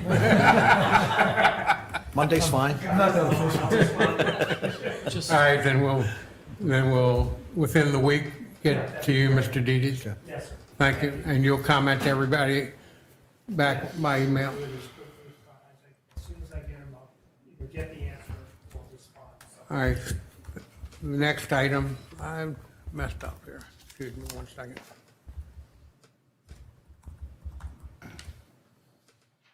Was item number 5 and now, I'm sorry, was item number 6 and it's now item number 5. Discuss and possibly vote on a policy to allow future town commissioners. You skipped number 5. I'm sorry. Yep. Sorry, you're right. That's all right, kick me in the shin. I inappropriately elbowed you. It's the new 5. Was number 6, now number 5. Discuss and possibly vote on a policy to allow future town commissioners and committee meetings to be held via virtual platform pursuant to Delaware law. As most of you know, and I didn't know at first, but Delaware has changed the law now that you can, so they can incorporate virtual meetings in with physical meetings. So I'm a big fan of having the physical meetings because I like the back and forth, the repartee between the town citizens and the commissioners face to face. So let's just start the discussion off with Mr. Perkins because you put forth a plan or possible plan, and you might want to discuss that. Yeah, and since this was a discuss and possibly vote on a policy, I thought we ought to at least have a policy that we could consider. And I will be the first to admit self-interest in this. I know given my commitments and schedule, I know there will be meetings that I cannot attend in person, that, coming up in beginning in September and going through October. That said, what I tried to do in this draft policy was, first of all, just to repeat the requirements that are in Senate Bill 94. And I think the town has already been looking at these requirements, and my sense is that they believe that they can reasonably accommodate all of these requirements, so that we could hold a virtual meeting that meets all of these requirements. That said, if we can satisfy these requirements, I think that we don't want, just an empty room here with somebody monitoring the IT system so that we can all participate virtually. I think there needs to be a higher standard of expectation, particularly for us as elected members. I think we should try to be here as much as possible. I think that, in fact, for us and for any committee or board or commission that is specifically required by code or by the charter, that we should have at least a quorum in the room if we're going to hold a meeting at which some members participate virtually. Then I think, again, there should be some expectation for us. I think that we, at least in terms of the policy I put together, that we could be required to participate virtually in no more than 3 of our regularly scheduled monthly meetings. That would exclude any special meetings, so that we could still participate in a special meeting, a specially called meeting, without going beyond this 3 regularly scheduled limit. For boards, commissions, or committees, again, that are required by the code or by the charter, the expectation here is that each member of a commission, board, or committee established by the town charter or code may participate virtually in no more than half of the meetings during a calendar year. For all of our other committees, and this is not to in any way diminish the importance or the contribution of any of these other committees, I think the standard, in essence, if the committee or if the town can meet the requirements of SB 94, we could then require that at least 2 members of the group be present here for a committee meeting. And that means then that people who are participating virtually would be able to contribute towards satisfying the quorum for the meeting so that you can actually conduct legitimate public business. And then just one final expectation, that is, if you're going to plan to participate virtually, you really should give notice to the mayor, the chair of the committee, and the town manager. And hopefully that could be done no later than 10 calendar days before the meeting. So that's the policy that I've outlined. I just want to recognize that I did get some comments from Commissioner Jasinski as I was putting this together, and so I offer it for discussion. Mr. Bauer? I love the idea. Last year we learned a lot with doing Zoom calls, and now it became such a way of life that I think we've all gotten used to that. And it taught me personally a lot of things. I mean, we got a lot more engagement from our residents when we had Zoom calls as opposed to coming in here. And A lot more engagement from who? from our residents, we have more people attending a Zoom call than we do, no offense, I love seeing you guys, but, we get more people when it's on the computer. But, and I think the more engagement we have with the community, the better. And I think anything we can do to, it just makes us more transparent. We're just doing everything in the open, and we're sharing whatever's going on with everyone. I think it's a good thing overall. And Gary, thank you for putting that together. That's, I think those are pretty good guidelines that'll help us, not make it crazy that there's one person sitting in a room and no one else there. So at least we have some company. Mr. Kaczynski? Yeah, so I also obviously really do like it, and I think the idea of kind of having different requirements for charter-based committees and organizations, also organizations that can have a legal impact, is different than an organization that really doesn't have a legal impact and is just purely advisory in capacity. And I think there are some committees where a lot of people want to participate, residents, own property owners, but they are like, well, I'm never here in the winter, so I can't participate. And they're like, but then now they're like, oh, well, I can. I'm here 9 months of the year. It's okay. And same thing with people who rent out their property in the summer. They feel like, I can't really be here. So I think that's all a good thing. The only thing I want to draw to everyone's attention, we can have some discussion around, is for the not less so for the commissioners, but for the charter-based committees. The language in this policy says that the entire quorum has to be at the meeting. And so if you take, let's say, a planning and zoning meeting, and you've got 7 members, and I think to have a quorum on planning and zoning, you have to have 4, correct? But with planning and zoning meetings, a lot of times they do meetings with, let's say, 5 people, right? So or sometimes they might even do it with 4, if they only get 4 people schedule-wise. So what in essence we'd be saying is that there's always got to be 4 people in the room. I'm not saying I'm opposed to that. I'm just saying when I compare that to some of those commissions and committees, typical member attendance, it's a stricter requirement than it first appears. And I don't know whether we might want to think that we say that it just needs to be a majority of those that are part of the quorum need to be in the room, rather than saying the entire quorum needs to be in the room. And it's really just, I wanted your guys' thoughts on that. I think mostly about. Say that again, the majority of what? Well, it's the difference between saying the entire quorum, the entire minimum quorum needs to be in the room versus just saying the majority of those present need to be in the room. Majority of those present need to be in the room. Yes, because they're present virtually, right? So if you had 5 people, let's say, on planning and zoning for a meeting, like 5 people could make the meeting, and 2 wanted to be remote and 3 wanted to be in the room. 3 people is not a quorum for planning and zoning. That's you could not have correct. the meeting. If you say a majority of those present need to be in the room, the meeting could still happen with 3 in and 2 out. It could not happen with the quorum having to be present. And I'm just asking folks what you want to do. I don't think it really applies to us. I think it more applies to audit, planning and zoning, and Board of Adjustment. That would be a legal body, if I'm correct. Yeah, I'll be honest with you. I'm in favor of a quorum being present.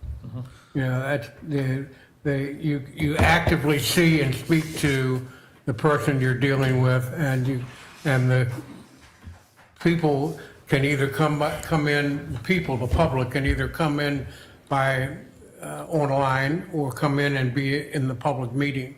And I think you're going to find if you have a public meeting, more people are going to start showing up, depending on the virus. Yes, sir. Mr. Mayor, Stevens. I hear both sides, I understand both sides, and we went from a year from a pandemic side where all those committees were able to make decisions and move things forward and have a quorum in a virtual setting.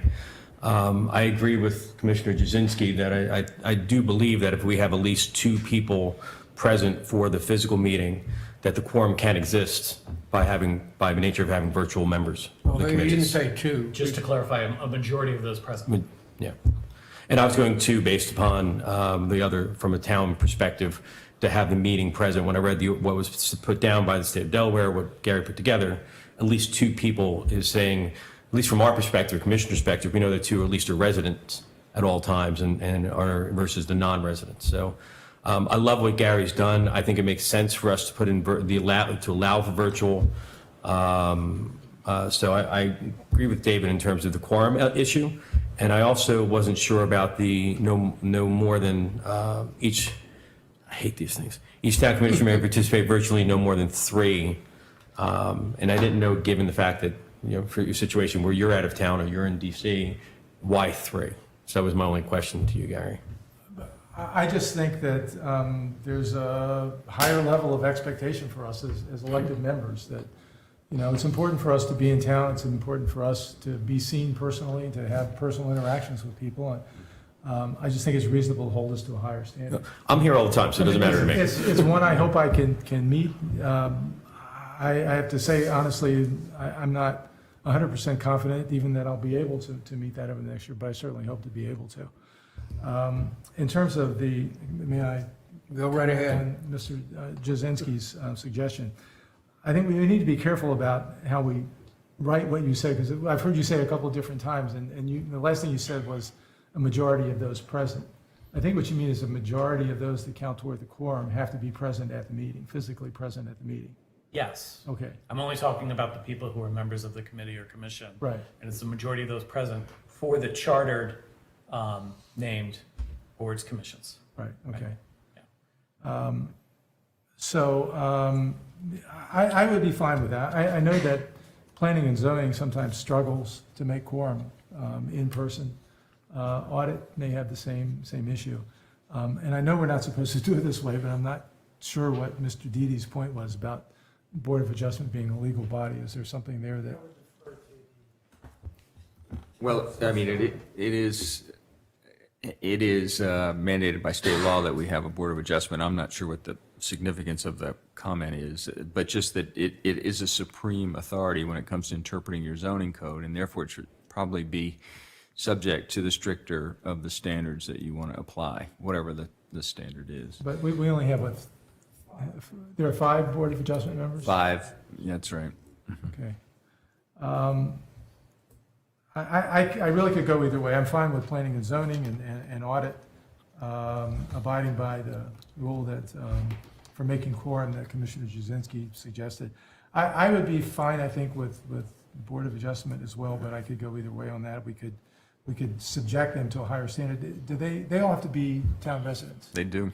Then I think maybe they should be subjected to the higher standard.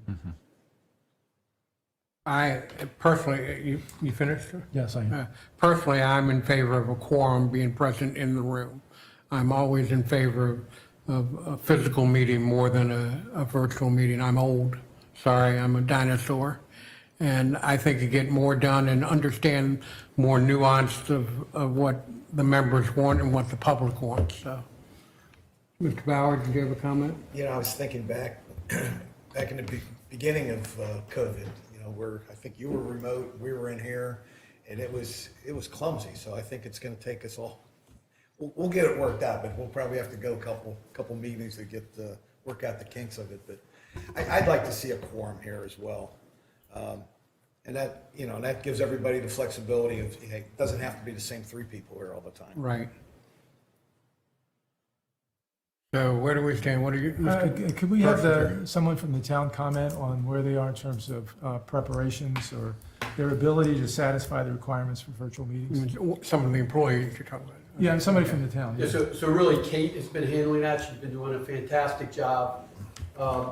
Kate, if you want to comment on possible costs the best you can and the time.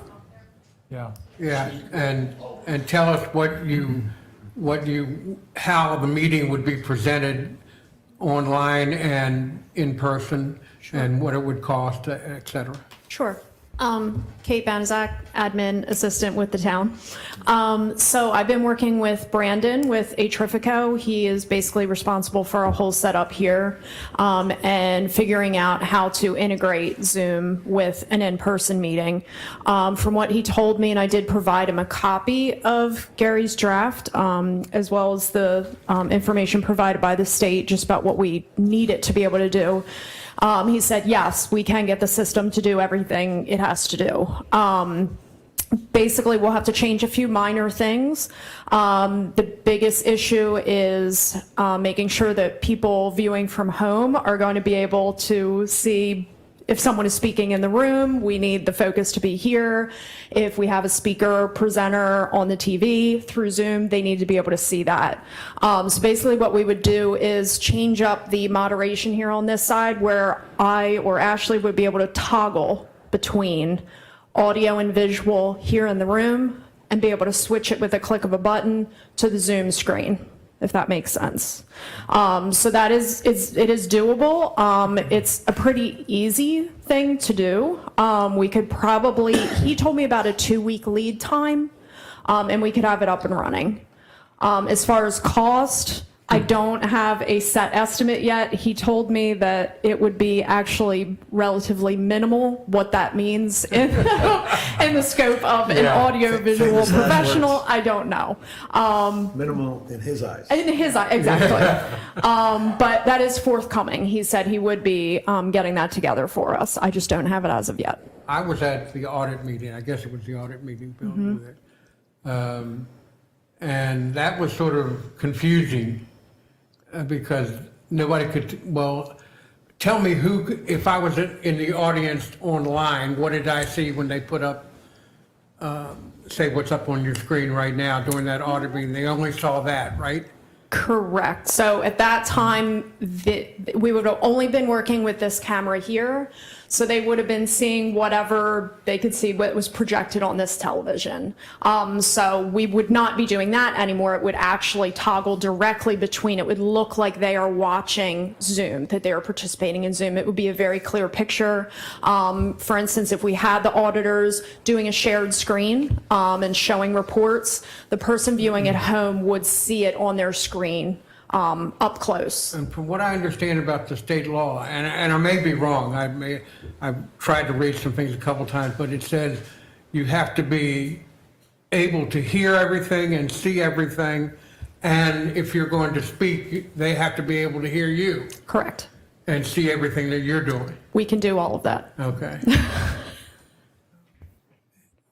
Mr. Dzinski first. I just had one more comment. I wanted to kind of clarify on the quorum issue and just kind of lay the numbers out for folks. If you look at, and I think of this as a kind of committee or commission efficiency point of view.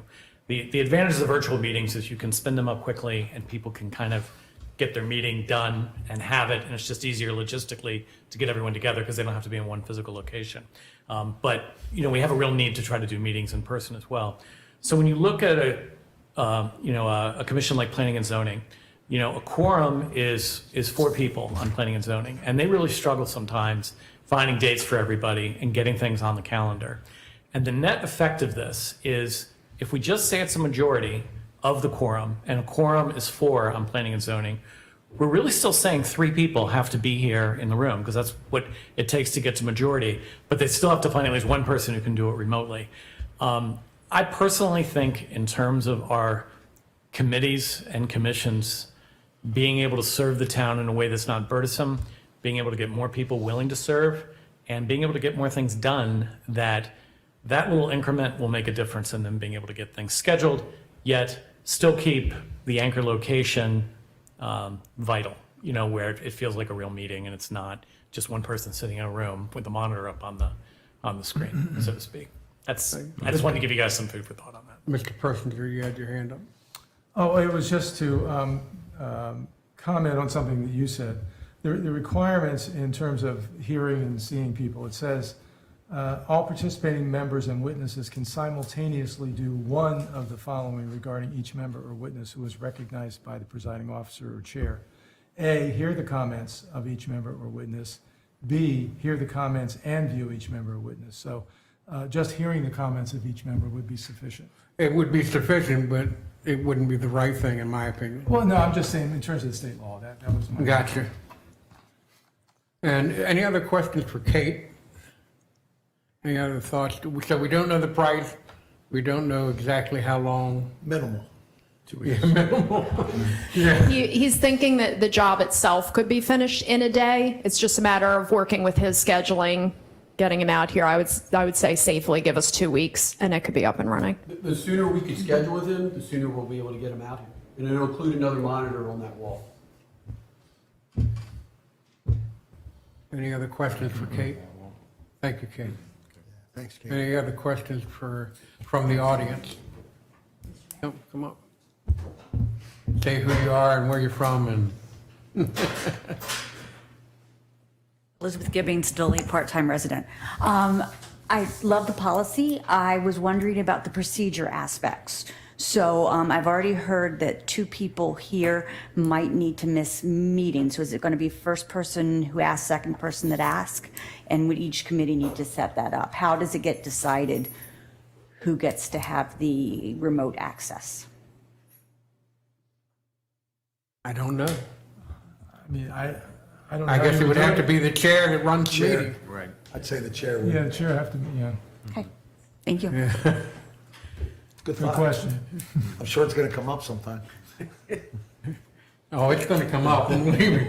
I'm all in favor of virtual meetings for the audience. I'm not in favor of virtual meetings for the participants of the meeting itself, the members of the committee. If I were to vote for it, it would have to be a quorum here, and the rest of them could come in virtually. So, where do we stand? make a Would motion. somebody like to make a motion? Mr. Mayor, may I make a, Oh, go ahead, yes, just a sir. quick remark? The beauty of this is that the state has just simply authorized the municipalities and other agencies to operate this way. And you don't need to pass an ordinance to do it. You don't have to send it to planning and zoning and get it back. And if you don't like the approach that you took, you can put this back on the agenda and change the policy very quickly. And you probably could just, if there was a consensus, you could simply instruct the heads of these committees that, you know, we want you to operate a little bit differently, and in the meantime, we're going to change our policy or something. So you can get some experience in the near term and revise and tinker with this as necessary, and it can change over time. There is also, there's at least one request out there from a municipality of the governor to amend the existing, the governor's state of the emergency is no longer in place, but there is a DHS Health and Social Services state of emergency, which includes certain provisions but doesn't speak to this. So the governor's office is apparently open to adding the old language that allowed for virtual meetings into the Health and Social Services state of emergency, which could happen. So anyway, my point is that everything's very fluid, and that is actually working for you in this occasion. Thank you. Commissioners, back to us. What do we want to do? I think we'd like to make a motion. Go right ahead, sir. I'd like to make a motion to approve the draft as presented by Commissioner Persinger on the virtual meeting policy for the Dewey Beach public meetings. Second. It's been properly motioned and seconded to accept the draft meeting that Mr. Persinger has kindly drawn up for us. Is there any further comments from the commissioners? Oh, you're going to throw a kick at I'm me just there now. suggesting that we make an amendment to amend the policy to accommodate what Commissioner Jazinski was suggesting, that we again have a higher standard for, or rather a lesser standard for planning and zoning and for the audit committee, so that their quorum could be reached, including virtual members, as long as at least a majority of those representing the quorum are physically present at the life-saving station. And to retain the higher, my proposal would be to retain the higher standard for Board of Adjustment, so that a quorum of the members of the Board of Adjustment would have to be physically present. Now, Kate, do you think that you'll be able to write that up as the proper motion? I mean, he's made the proper adjustment to the motion now. Bill's got to accept it. It has to be It has to accepted. be accepted, yes. Yeah, it has to be accepted, but do you have any problem writing what he just? I just might have to reply it. Yeah, right, yeah, right. So, I may have to Mr. say it several more times. Mr. Stephen, you're Yeah, the original. I'd like to revise and. Do you- well, you'd like to I accept approve, his yeah, amendment? accept the way that Gary's presented. Okay. I will second it then. All right, then everybody has now Now we're accepted official. it the way it's been amended. You happy? So, so if there's no further discussion from the commissioners, I'll call the question. All in favor, say aye. Aye. Any against, say nay. Nay. Any abstentions? None. So it passes with 4-1 vote. All right, I'm going out. I'm going out kicking and screaming. Thank you all. Thank you all very much. First Zoom call you're on, we're going to remind you of that. Now we have item number 7, was item number 7, now item number 6. Discuss and possibly vote on the policy detailing the implementation and execution of the general fund policy. Gary, you brought up the general fund policy originally. I'll let you go at this, and then Mr. Stevens, and then Bill, our town manager. I will do that. I'm struggling a little bit. So I agreed to do all this virtually and save paper and not get hard copy of this, but I'm trying to find the exact document that I'm looking for here. This So you mean you would have liked a hard Yeah, copy? that's a good start. This That's one? what happens when you use an iPad. Would you like this Yeah. copy? getting water. Yeah, okay, yeah. Well, wait a minute. It's a Okay, hard okay, copy, now Kate. you're fine. I'm not the only one that likes hard copies then. They all laughed at me. Okay, well, I'm kidding.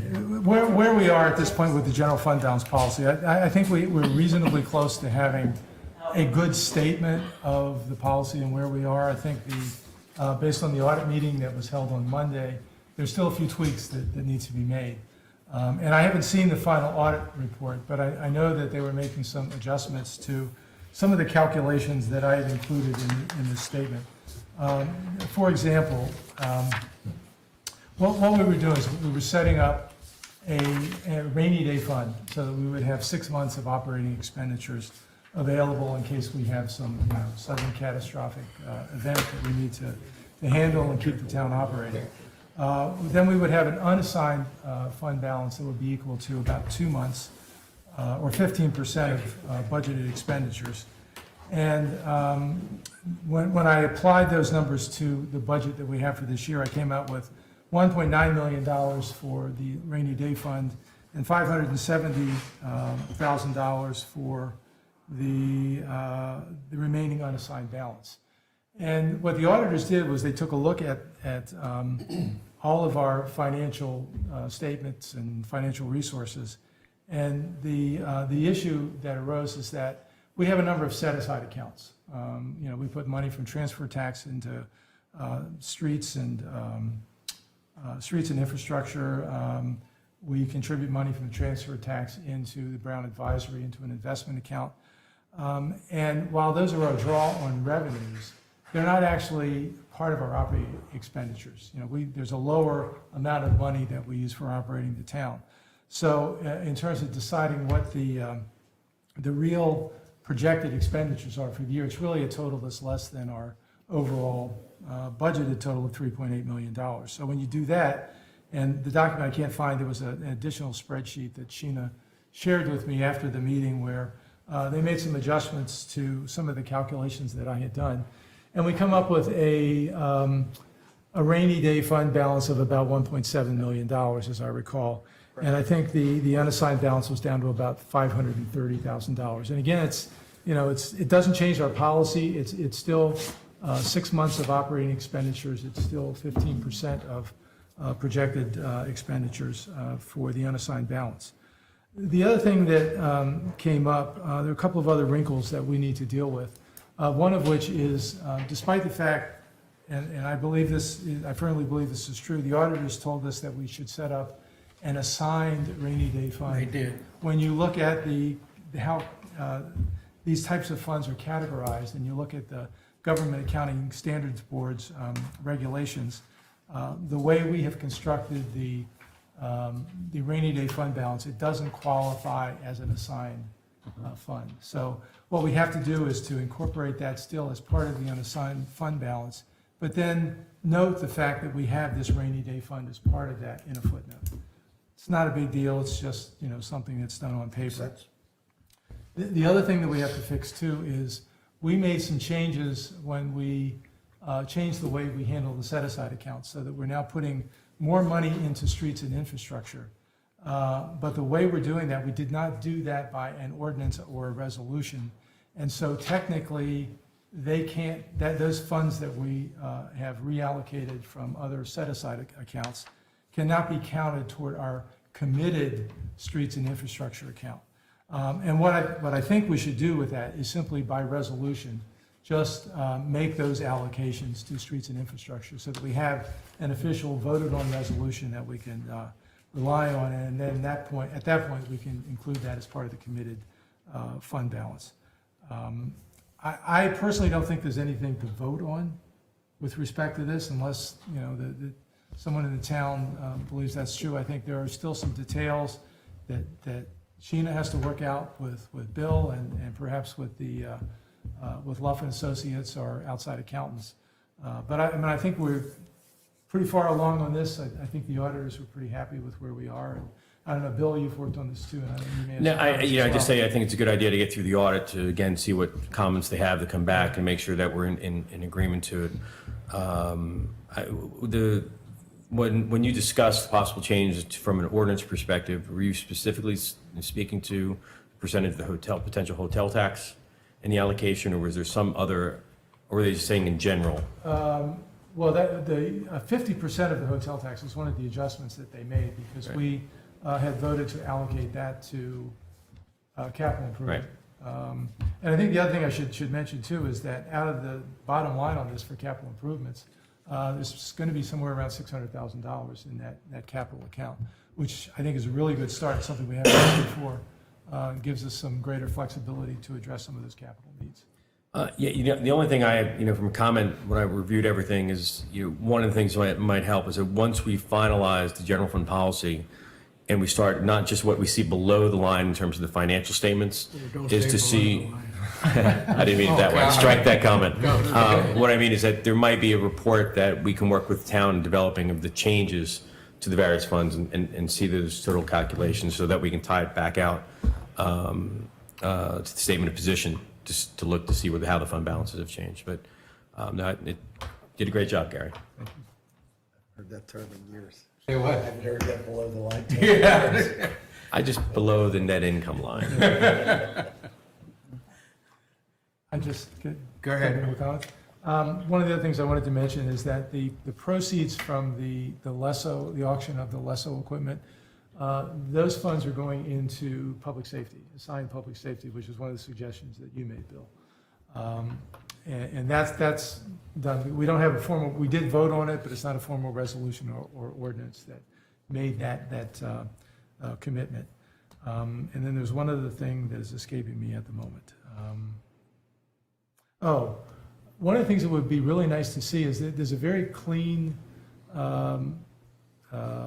easily, I think, interpretable balance sheet that's included in our audit report every year. It would be really nice if we could just reproduce something like that on a monthly basis. It's very clear and very understandable. It has all of the funds listed there and the balances within those funds. I think that would be just a very informative document to have. I've worked, Bill and I have I've talked with Ryan Ebner from Cone, Resnick. He's going to be working with me on redesigning our reports so that they are easier to read and they are more in line with the government fund accounting layout. Great. Anything else? What you didn't feel, or you two did not feel that we needed to vote on anything? I mean, I think the policy is written is fine. I think it's going to be consistent. So I'm okay if we want to put this out to a vote, or if we want to wait till after the audit's finalized to ensure that. But Gary, what do you think? I think it makes sense to wait until after the audit is final. I think you probably already have the report now, don't you? It was due August 15th. So the audit is completed. The mayor and I signed off on the manager's letter today, and they were supposed to have sent it back. I haven't checked my email, but I'm sure it's sitting there. And then for the September 10th meeting, it'll be introduced on the agenda. I think we wait, take a look at that, and That's fine. then we make a decision on whether or not we have to vote on something. All right. Any comments from the public? Public is dwindling down here. Come on, Monty.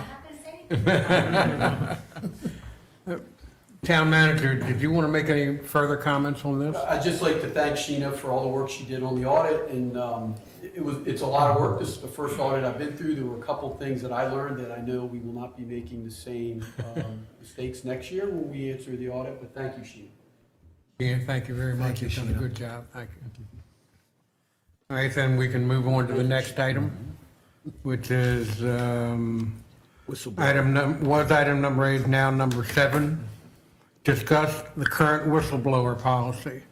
And I guess this was originally part of the manual situation that we had, and Gary and Bill, Mr. Stevens and, I'm sorry, Bill.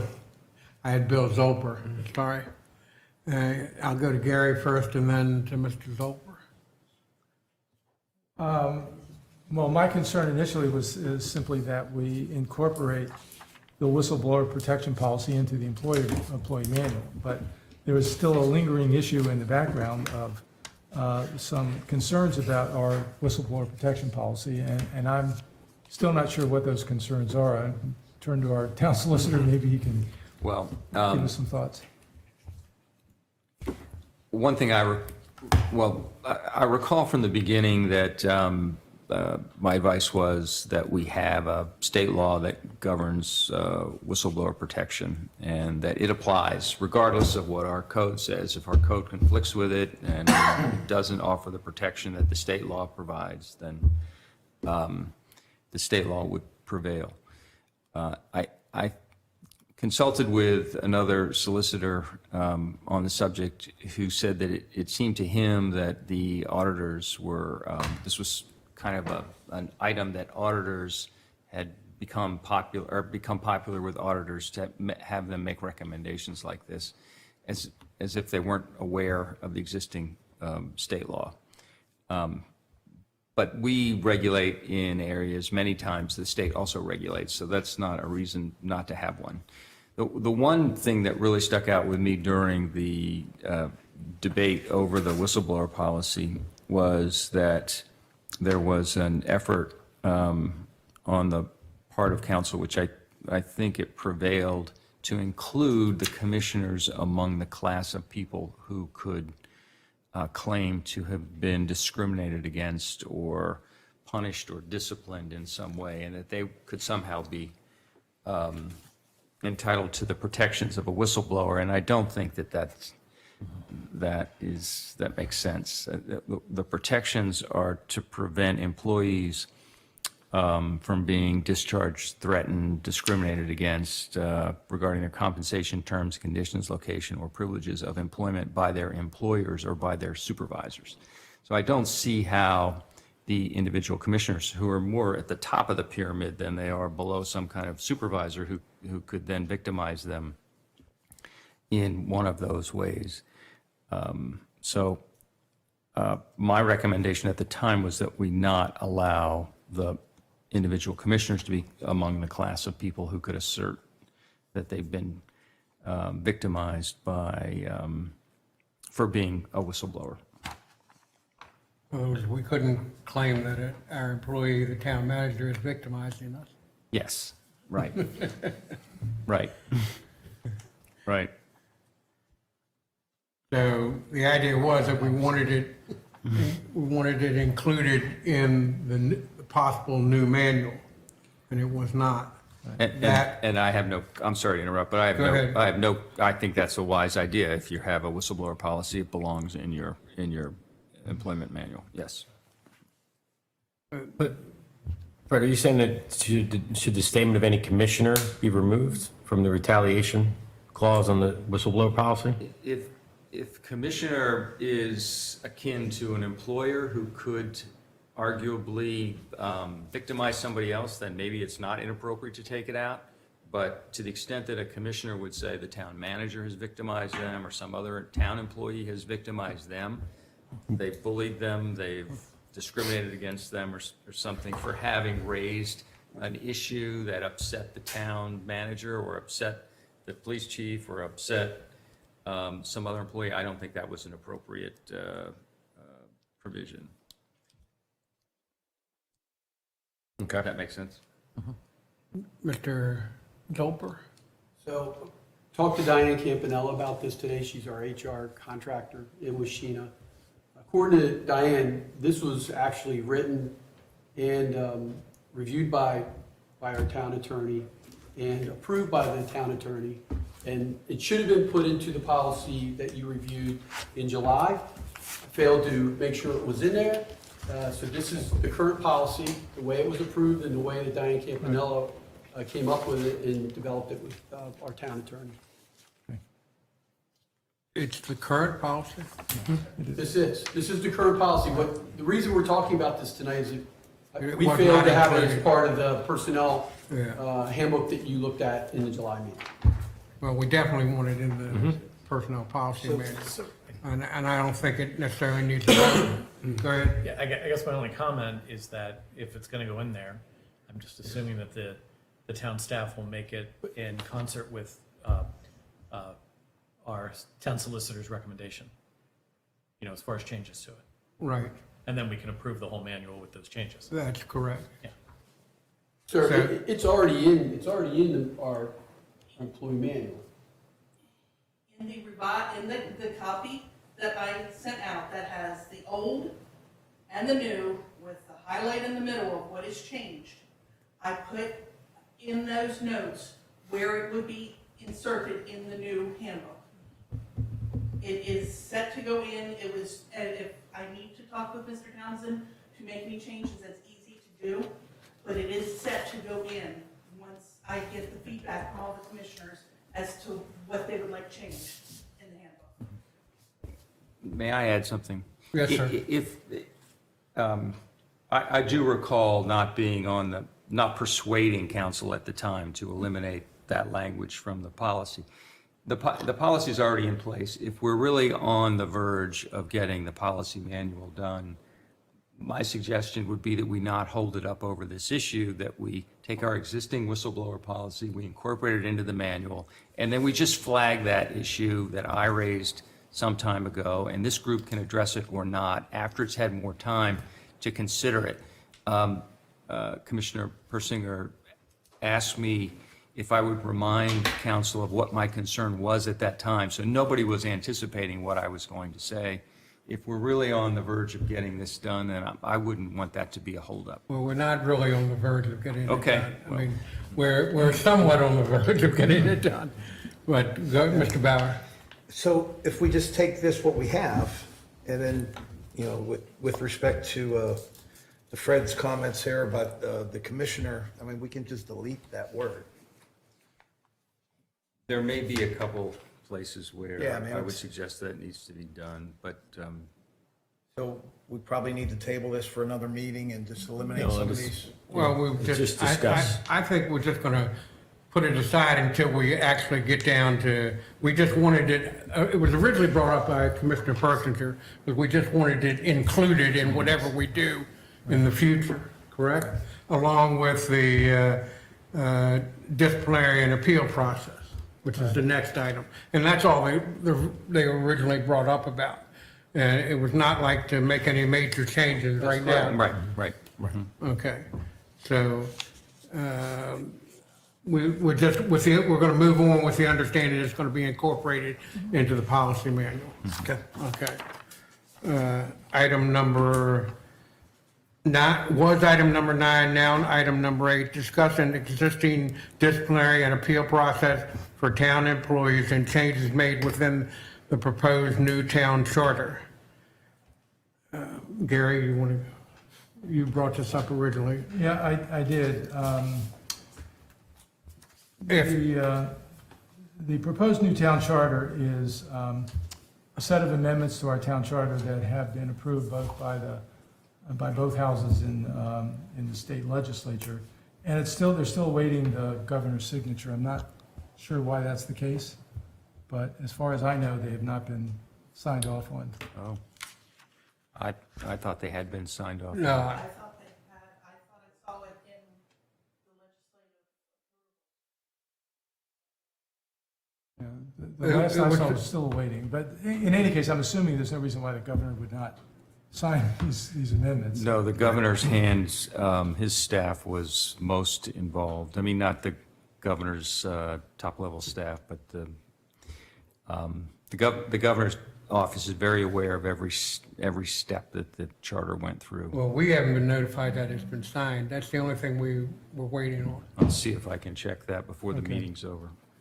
In any case, if you look at, hopefully it's page 18 of the version that I have of the proposed amendments. Right. It's section 16, responsibilities of the town manager. There were some wording changes made in here. And in terms of an employee appeal process in situation of a disciplinary action, the town commissioners were set up basically as an appeal body to whom the employees could come to appeal the judgment on any disciplinary action that has been taken by the town management. And instead, that was deleted. And instead, what we have here is It was deleted in the proposed employee policy. proposed, right, that's right. it says, "The town council shall determine the rights of an employee to appeal any personnel action which must be specified in the town employee manual."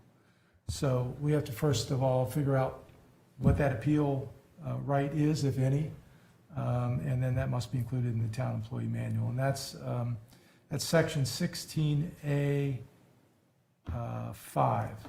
That's, and again, it's on page 18 of the version that I have. The other thing I think that should talk about as well is the particular role of the town manager in terms of the overall management of employees. And there is language in here that says, I'm sorry for going through this in a halting way. That's no problem, you go right ahead.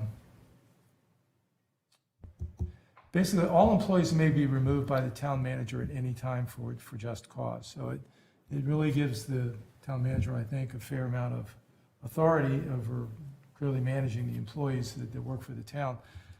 The question that arose for me is when I look at the employee manual, and it talks about the employment, the basis on which employees are engaged with the town, they're described as being employed at will, which basically means they can be fired for any reason at all or no reason.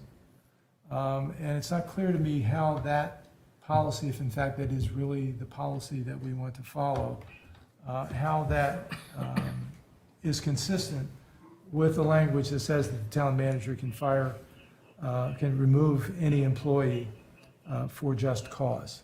And I have to ask a question. I believe in the proposed policy manual, it only says that the commissioners may decide to take up or discuss the reasoning why somebody was fired. It doesn't say the employees have a right to appeal to the commissioners, whereas the charter says the employees have a right to appeal to the commissioners, correct? The new charter. Well, the old charter. The old charter says that. The new charter just says we have to determine if there is a right to appeal and what that right to appeal is. And then we have to make sure that that is then in the employee manual. So we haven't established that yet. Basically, I think the new charter kind of takes the town council out of it entirely, really leaves the authority with the town manager. But again, this was, for me, is a kind of a logical inconsistency between talking about an action taken for just cause versus what's in the employee manual, that you're employed on an at-will basis, which means you can be fired for no cause at all. So I'm not sure how to put those two things together in a consistent way.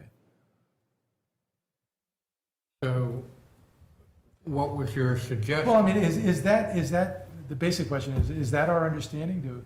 When someone is hired here in town, are they at-will employees? Can they be fired for no reason? I mean, that's certainly not true of the police department. It doesn't apply there. Well, certain employees Delaware an receive at-will contracts. Isn't Delaware's an at-will state in terms of employment? It is an at-will state, but that is not, that doesn't apply equally to employees of subdivisions of the state or employees of the state who have been deemed by the courts and by laws to have a property interest in their job that you don't have in the private sector. So I wish it was clear to me and just clear in general. I wish I could explain it. I think that it is not, it's not very clear cut where the classification changes, but certainly if you have a contract, I don't want to really talk about specific cases right now, but if you have a contract, then obviously the contract can be enforced against the town, and that contract's going to deal with grounds for termination.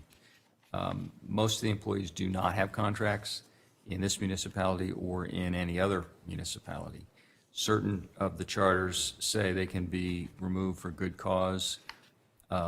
Others say they are at will.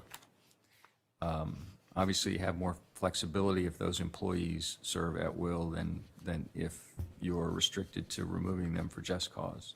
Well, if our charter refers to just cause, can we then consider the employees at will? You can't say in the Or was policy it- manual if the charter says just cause. You Well, can't that's say what I'm at not will in sure. the policy. Can you, is there So- inconsistency there? I was, when you began, I was researching this issue of the governor's signature on our charter. And you are correct, it indicates that it is still awaiting the governor's signature, which is not to be interpreted as We don't anything. have pocket veto here. No. But again, the But- point that brought all this up, Fred, Mm-hmm. was the fact that we were going to discuss the possible new policy manual, what changes we want to make, or do we want to hold off, or whatever. And this was a conflict with the possible new policy manual. The charter was a conflict. So the policy, the employee's policy refers to employees being at will. Yes. Yeah. The charter refers to the town manager's authority to Just terminate cause. someone for just cause. That's right. And where is the just cause reference? Because I know it used to exist. It is, For just, Section 16. yeah, just It's cause. six- Yeah, it's yeah. 16A3. right. Well, obviously, the charter controls. I mean, I think everybody accepts that. And the reason that municipal employees are, in many cases, deemed to have property interest in their job is that they're essentially working for a political organization, and when a majority of people who have a certain view are voted out of office, the new group comes in and should not be able to terminate everybody who was loyal to the old guard. So that's the basis of it. So the charter controls just cause, I would say, is the standard. Don't ask me to define that for you. We've talked about that before. So that needs to be reflected in the policy manual. Okay. And that's it, that makes the procedures there in terms of how you take disciplinary action and kind of the process that you go through. It makes that a lot more, makes a lot more sense. Those procedures make a lot more sense. Right. If just cause is the standard. I don't think we're going to go any further than that on this item tonight. I'm going to be honest with you. I think, again, that we have to decide, I think if the town charter says just cause, that's the litmus test. And we're not going to try to change that now. And so the proposed new policy manual, if and when we have that, has to say just cause. Yes. And I think that then, if it's all right with you all, gets us to the next item, which is item number 10, which was number 10, is now number 9. So we need to include just cause. Discuss and propose revised Dewey Beach employee policy manual. And I wanted this on the agenda, and of course, we all had to have it on the agenda because of other items, because I've been going through the proposed policy manual, and there's a number of items. I think we put too much on our employees now, and I think the employees have worked their rear end off on the proposed new policy manual, but I think they're overwhelmed with all the rest of the work they're doing also. And, I've got probably, not even comparing it to the old manual, but just going through the new proposed manual, I've got 2 pages worth of items that I need to discuss with the town employees.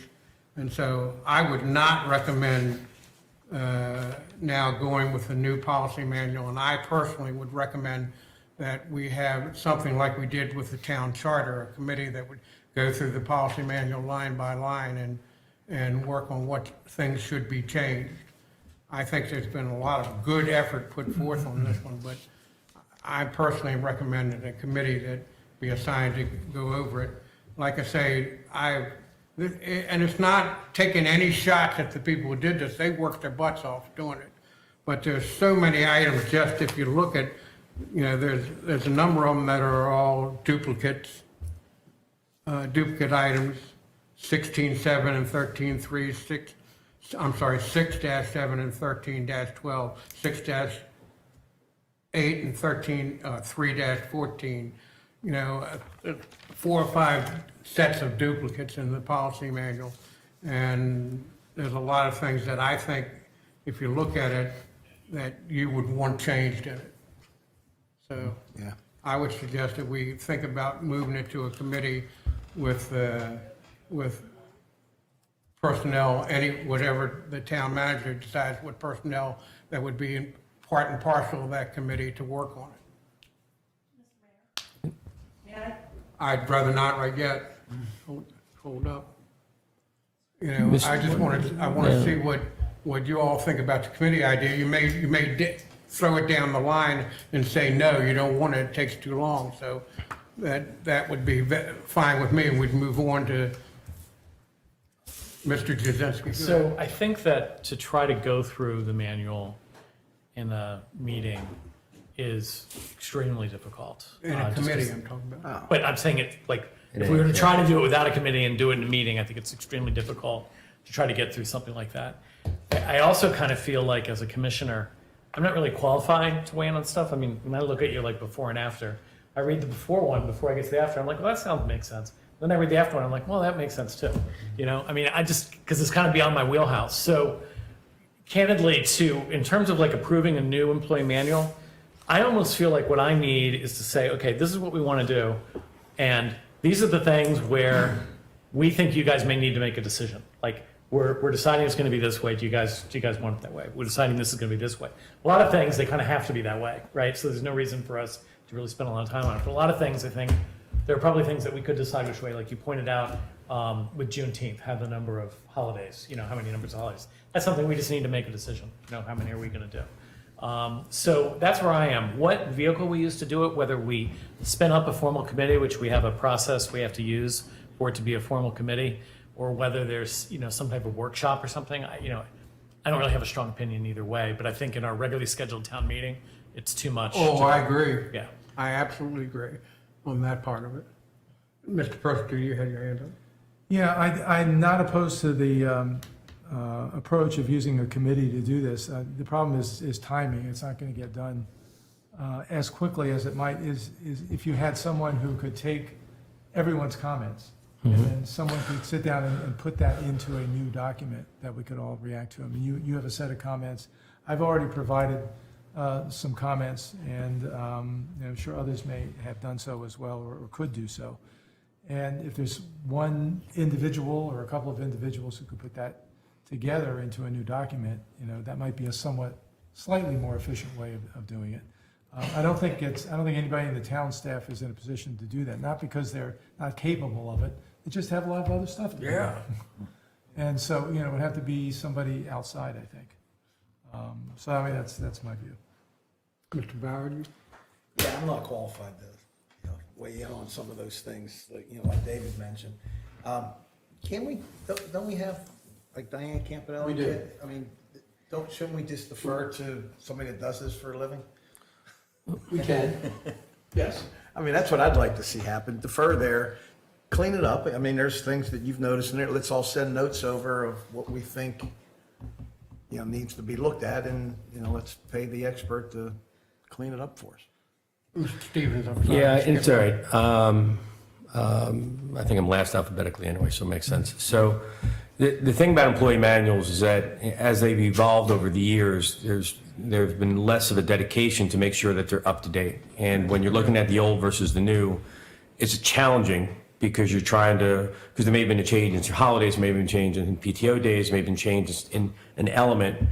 Where I look at our responsibility is to, at what point are we putting ourselves at risk by a certain policy that's in place? And, or in a budgetary item, for example, compensatory absences. And I think that it's, well, to Gary and to Paul's point, I think by us sending in, the document I assume that you prepared with the outside HR in terms of the comparison, it's a great document. And I do think it'd be best served for us to send those comments in where we see issues. To town manager or to Sheena, to have them respond and to look at that with outside advisors who are like fully equipped to do this. I don't know that I agree that I believe that a committee, it's a committee of who. And that's why I think that having an outside expert point out what your risk points are, or where we are going down a side road that maybe we don't want to go to, is our best service. I don't know anybody in town that truly will be able to have that expertise fully to help out. I think it'll be more of an opinion based than anything else. So I would move for us to give our to send our issues to Sheena and let her resolve them, and to look to focus on outside advisor. Yeah. Focus on Diane Campanelli. Yeah. I mean, it's what they're made to do. So I think it'll be the most efficient process. Okay, so the idea of a committee is pretty much out, and we're pretty much agreeing that we would send all of our comments to the town manager and Diane Campanelli, or have him And resolve. Well, I those- think the idea is Sheena will consolidate everyone's input, and you'll send it all to Diane, and she'll kind of say, this is what we should do. Blessing, risk. Well, the idea was that they've got so much going now, let's get the town manager and Diane Campanelli into it, not just. Can I make a suggestion? You've been at the center of this. Yes. And I'd really like to hear what you think will work. I was trying to do that once we finished our discussion. Okay. That's all. Okay. I'm not shuttling anybody aside. I'm trying to wait to, because it's already, committee idea is over with now. And obviously, so. Okay. Mr. Zolper and I spoke with Diane Campanelli. Orange will come up. Sorry, I've been avoiding this. Sheena Gossett, town grunt. Mr. Zolper and I spoke with Diane Campanelli this afternoon. The document that you have off to the sides has notes on it. Those are what Diane put together. The new edition is also what Diane put together. I just put the two into one document. We asked her to be here tonight. She had previous engagement. She couldn't get here in time. She wanted feedback from all of you, just exactly what you're asking for or to do. And she will answer everything and get it all back. I'm hoping that if the September or October meeting, whichever one you agree to do it, to talk again, that I can get her here to answer your questions in person. We've been talking with her on quite a daily basis lately about trying to make sure that we get all your concerns answered and in the easiest way possible. Okay. That's it. Good, thank you. Mr. Zolper? So we talked to Diane, she suggested that you do the track changes to what she had sent out. And then Sheena said there are some folks that will do that, and then there are some folks that won't do that. But either way, I think if you send them back to Sheena and I, we will go back to Diane Campanelli, and then we will work to answer your questions. I'm all right with that. Yep. Is everybody all right with that? Yep. All right. Then we want to put a time frame on it, as Mr. Persinger would normally say. Well, I've sent most of my comments. I may reiterate a few, probably add a couple here and there. I'll send mine in. But have them all I written can, down. Is middle of next week. that all right with you? That's fine. All right? Is that all right with you? Absolutely. Very good. That's the way we'll handle it, son. All right. Discuss the July 2021 financial reports, item number 10. Bill? Thank you, Mr. Mayor. Revenue expected for July is 452,684. Actual revenue for July is $621,026. The difference above expected is $168,342 due to transfer tax. Expenses expected for July was $397,159. Actual expenses for July were $411,196. Differences above expected $14,037. Reason for this is we spent almost $10,000 on EMR training, which was more than we thought we were gonna have to spend for our lifeguards. We had more new lifeguards come in this year than we thought, and it cost us more money to put on that training. And that's to bring somebody from the fire marshals down here for a total of 40 hours to have them train our folks up. That's what gives Todd and his lifeguards the advanced life-saving compared to Rehoboth and Bethany Beach. Sets our standards higher. I think it's worth the money to spend it, but that's one of the reasons why I wrote it. Any questions on that?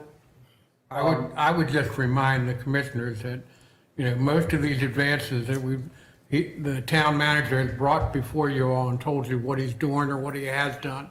And that was the time, when he says that, that's the time to make a comment if you have any negative comments, not at the end of the year when the budget is over or under and you want to make negative comments then. So please give him your comments now, when and if, while he's making his comments. So go ahead, sir. Year-to-date expected set-asides is 65,415. Actual year-to-date set-asides is 136,754. Year-to-date differences expected is 6,798. Actual year-to-date differences is 724,248. And that's probably going to go higher sometime next week. Any questions? I mean, we are doing well, and it's mainly because of transfer tax. You can call on anybody. Yes, sir. It's just a quick question. Part of our good position here is due to the American Rescue Act funds, that $108,000.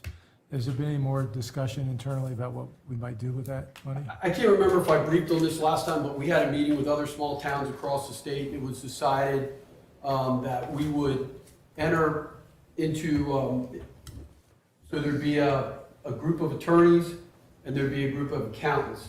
And we could enter into this group of other small towns, just pay a small percentage. They would say 1% of your overall money that came from the American Rescue Act. For us, it's $215,000. We've only gotten half of that so far. We'd pay 1% of that into a fund. And then, for example, if we wanted to purchase a vehicle for the police department or something for Todd down here to go on the beach, I would get the cost estimates and the reasons why. I would submit it to those attorneys.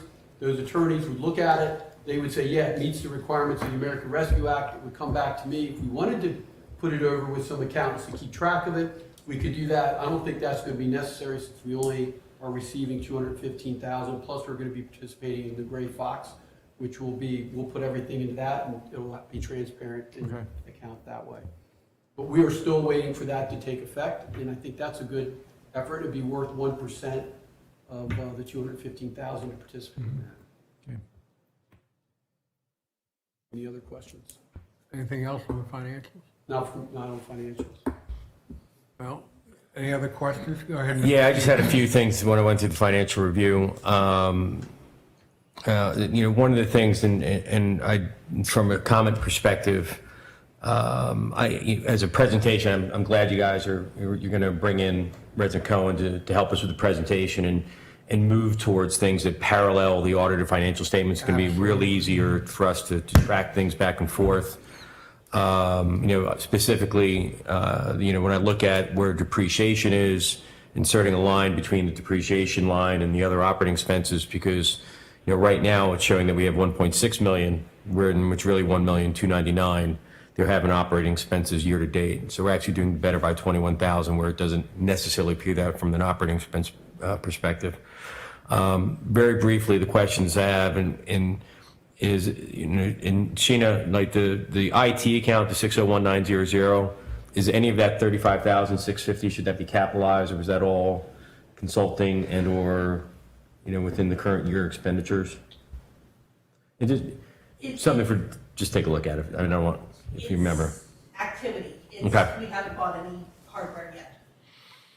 On the 601290 there was an 8,000 expense. Should that be in the general fund operation review, or should that be part of the $40,000 that we? Okay. And the only thing, when I looked at the police, from a police funds perspective, there was some training dollars. And should that be, and again, I was looking at the set asides and saying, should that be applied to any of the LESO funds that we have out there? And then from the presentation on the financial summary 2, potentially renaming it to eliminate the word depreciation and add and non-general fund, just to, because not all depreciation that's in there. And the last thing I had on my comments was to ask town manager, have we increased the police liability insurance? Is that done, or are we It's done. still, okay. Yeah, great. That's all I had. Are you finished with finance? I am. Gentlemen, are you all finished with finance questions?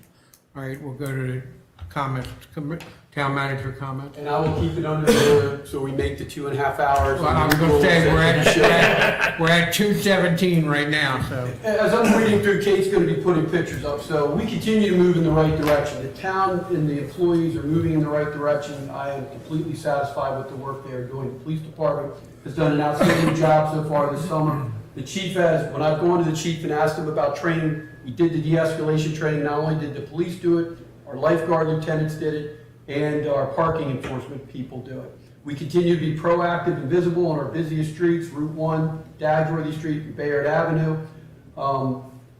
The officers are just doing a great job, and I would ask the chief at this time just to talk about our officer that was injured.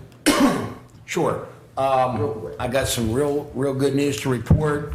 The officer was cleared by his doctor to come back on light duty as of Friday. So that's the latest update. I wanted to fill you folks on it. We've gotten support all throughout the state and the country. There's people that sent in cards to the officer. So we held him until he got back. So thank you. Thanks, Chief. Our lifeguards continue to do a good job this summer. The July stats, 5 missing kids, 15 wheelchair requests, 60 medical, 4 rescues, and of course, we have the skimboarding competition going down, which always keeps our folks very busy to keep the skimboarders and the swimmers separate. Also, our first place teams competed down in Texas. Both the girls and the boys, 4x100, won first. And they competed against teams from California, New York, Texas, and Florida. So it was no easy task. It was a nice job by them. We had 211 bonfires for the month of July, which is a very high number. And I think in the next month or two, I'll be coming to the commissioners and saying we should probably increase what the cost of the bonfires that we are charging people. It has not been raised in a number of years. I got to figure that out. The safety project, we're working with DelDOT. I sent you an email. The big boards that have gone up on either side has really helped out with the people crossing. The reduction of speed, which you voted on tonight, thank you very much. White lines will be painted and extended for the crosswalk so we don't have vehicles changing lanes. Pedestrian yield signs, DelDOT has finally agreed that they will put them on the road before the pedestrian crosswalks, which is a good thing. And then stencils will be stenciled on the sidewalk saying look twice before crossing at all the crosswalks. Also, we will be getting not 1 light, not 2 light, but 3 new lights between 1 and 1A in Bayard Avenue at the north end. And I mean, those are the lights that go out over the road. Talking about street lights. Street lights, yes. This morning, I met with our person from DOT, and also Representative Schwarzkopf met with him. Our speed sign that was stolen or taken out of the ground down on King Charles before you come into Rehoboth. Representative Schwarzkopf said they will be using CTF funds to replace that and the other 2 since they were over 10 years old. So we're moving in the right direction with trying to make Route 1 safer. And thank you for passing the 25 mile an hour out front. We also talked to DOT this morning about when they work on the project that's going to start in September on the median project out here. We also talked to him, the mayor talked to him about finding the water source that's in the ground and possibly just redoing it so we can have watering for our plants out there in the median. Thank you, Mr. Mayor, for bringing that up. And thank Paul he was there, sort of pushing from behind, saying, yeah, that's important. That's important. We've got to get that one done. So our Bayard Avenue project, that looking at the different streets, Bayard Avenue running from basically Bellevue all the way out to Route 1, we've got to do some things there. Don has done a great job doing that. You can see some of the different posts that he's put in. So we've had a real big problem with people just pulling over our drains and then breaking our drains. And the cover for those drains are $1,300. And I just had to order one to replace one on Reed Street. So, I mean, they're very expensive. If you can see in some of the pictures going around, we are boxing those off. He's done a great job of that. We're gonna get 40 tons of crush and run, and we're gonna start spreading it from down at the pump station all the way up to Sweet Street. When people go in there, when it rains, they get stuck and it gets muddy and it goes out all over the place. We're gonna take that back and get that so it's good parking.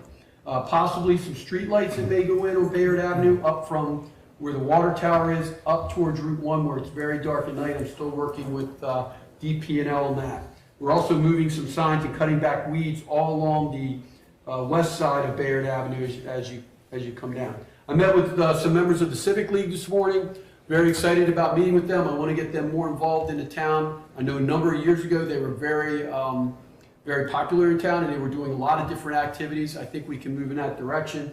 One thing that they talked about possibly was, doing some of the cleaning up around the outside of this building, trimming some of the plants out here and getting some of that down. I think that's a great idea. And then also have a meet and greet night sometime in October where myself, the police chief, our person for parking, and some of our other folks would actually come out and meet with the community and listen to hear what they have to say. I think that would be a great thing for us to do sometime in October. The use of the beaches and the bay beaches and people not getting permits and business licenses when they're making money off this is a problem. This is a problem that we have to address, and I wanted to talk to some of the folks in the media maybe to do a story on this sometime in the future. We can't have people down on the beach charging money for whether it's surfing lessons or whether it's dog lessons or yoga if they have not come through us and gotten a permit, got insurance, and been approved. And it's happening. And some of the pictures you saw up here was down there between the rudder and the lighthouse. They didn't know. They just expanded their business out on the volleyball court, set up a tent, and then put those kayaks out there. And I went down and talked to them. And they've moved everything back off to the side, and they've moved their tent back off to the side. But that's what's happening. If we don't get in front of that, if I don't get in front of it and enforce those, we're going to have those issues. And you also see the lifeguards up there on their rookie test. I think we need to do, and I think Kelly Raniere brought it up, we really need to get together and come up with some type of rules for what needs to be approved by the commissioners and what I can just approve. And I think a good way to look at it, if there's an expansion of premises, I think that's a good way to start, and we can build from there. But that definitely needs to be looked at, because when I told Kelly she needed to be here tonight and talk to the commissioner, she said, I've done this for 10 years and never had to do that. So I think you heard that from her tonight. So I think we really I need to come up with some rules and present them to you, and you need to look at those and say yes or no. I hope to do that in the next couple of months.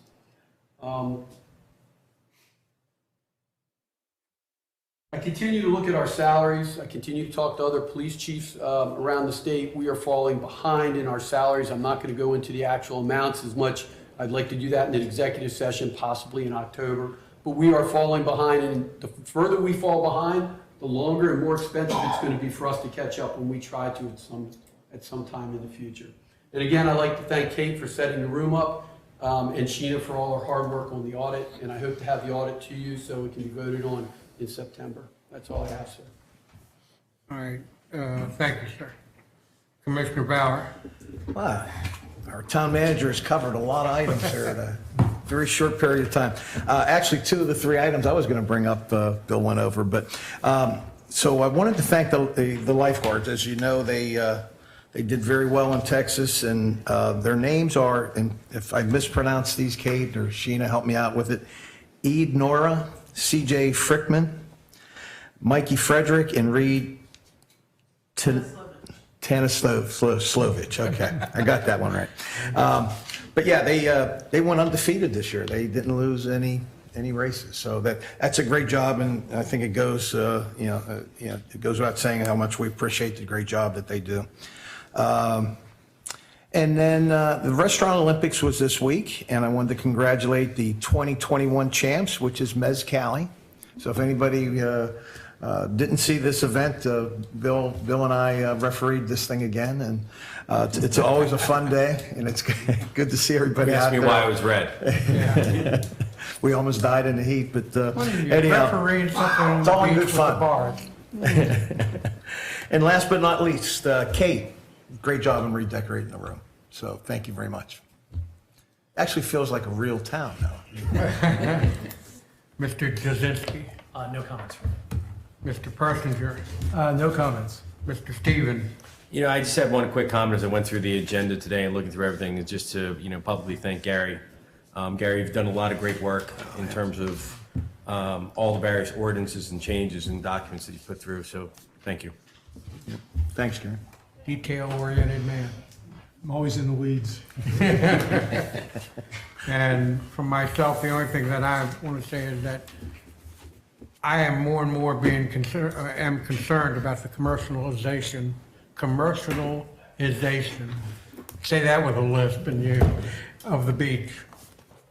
There's more and more either being approved or just being done on the beaches. I mean, Bill has seen it and is worried about it, and I'm worried about it. Remember, it's a state beach. We're just the custodians of it.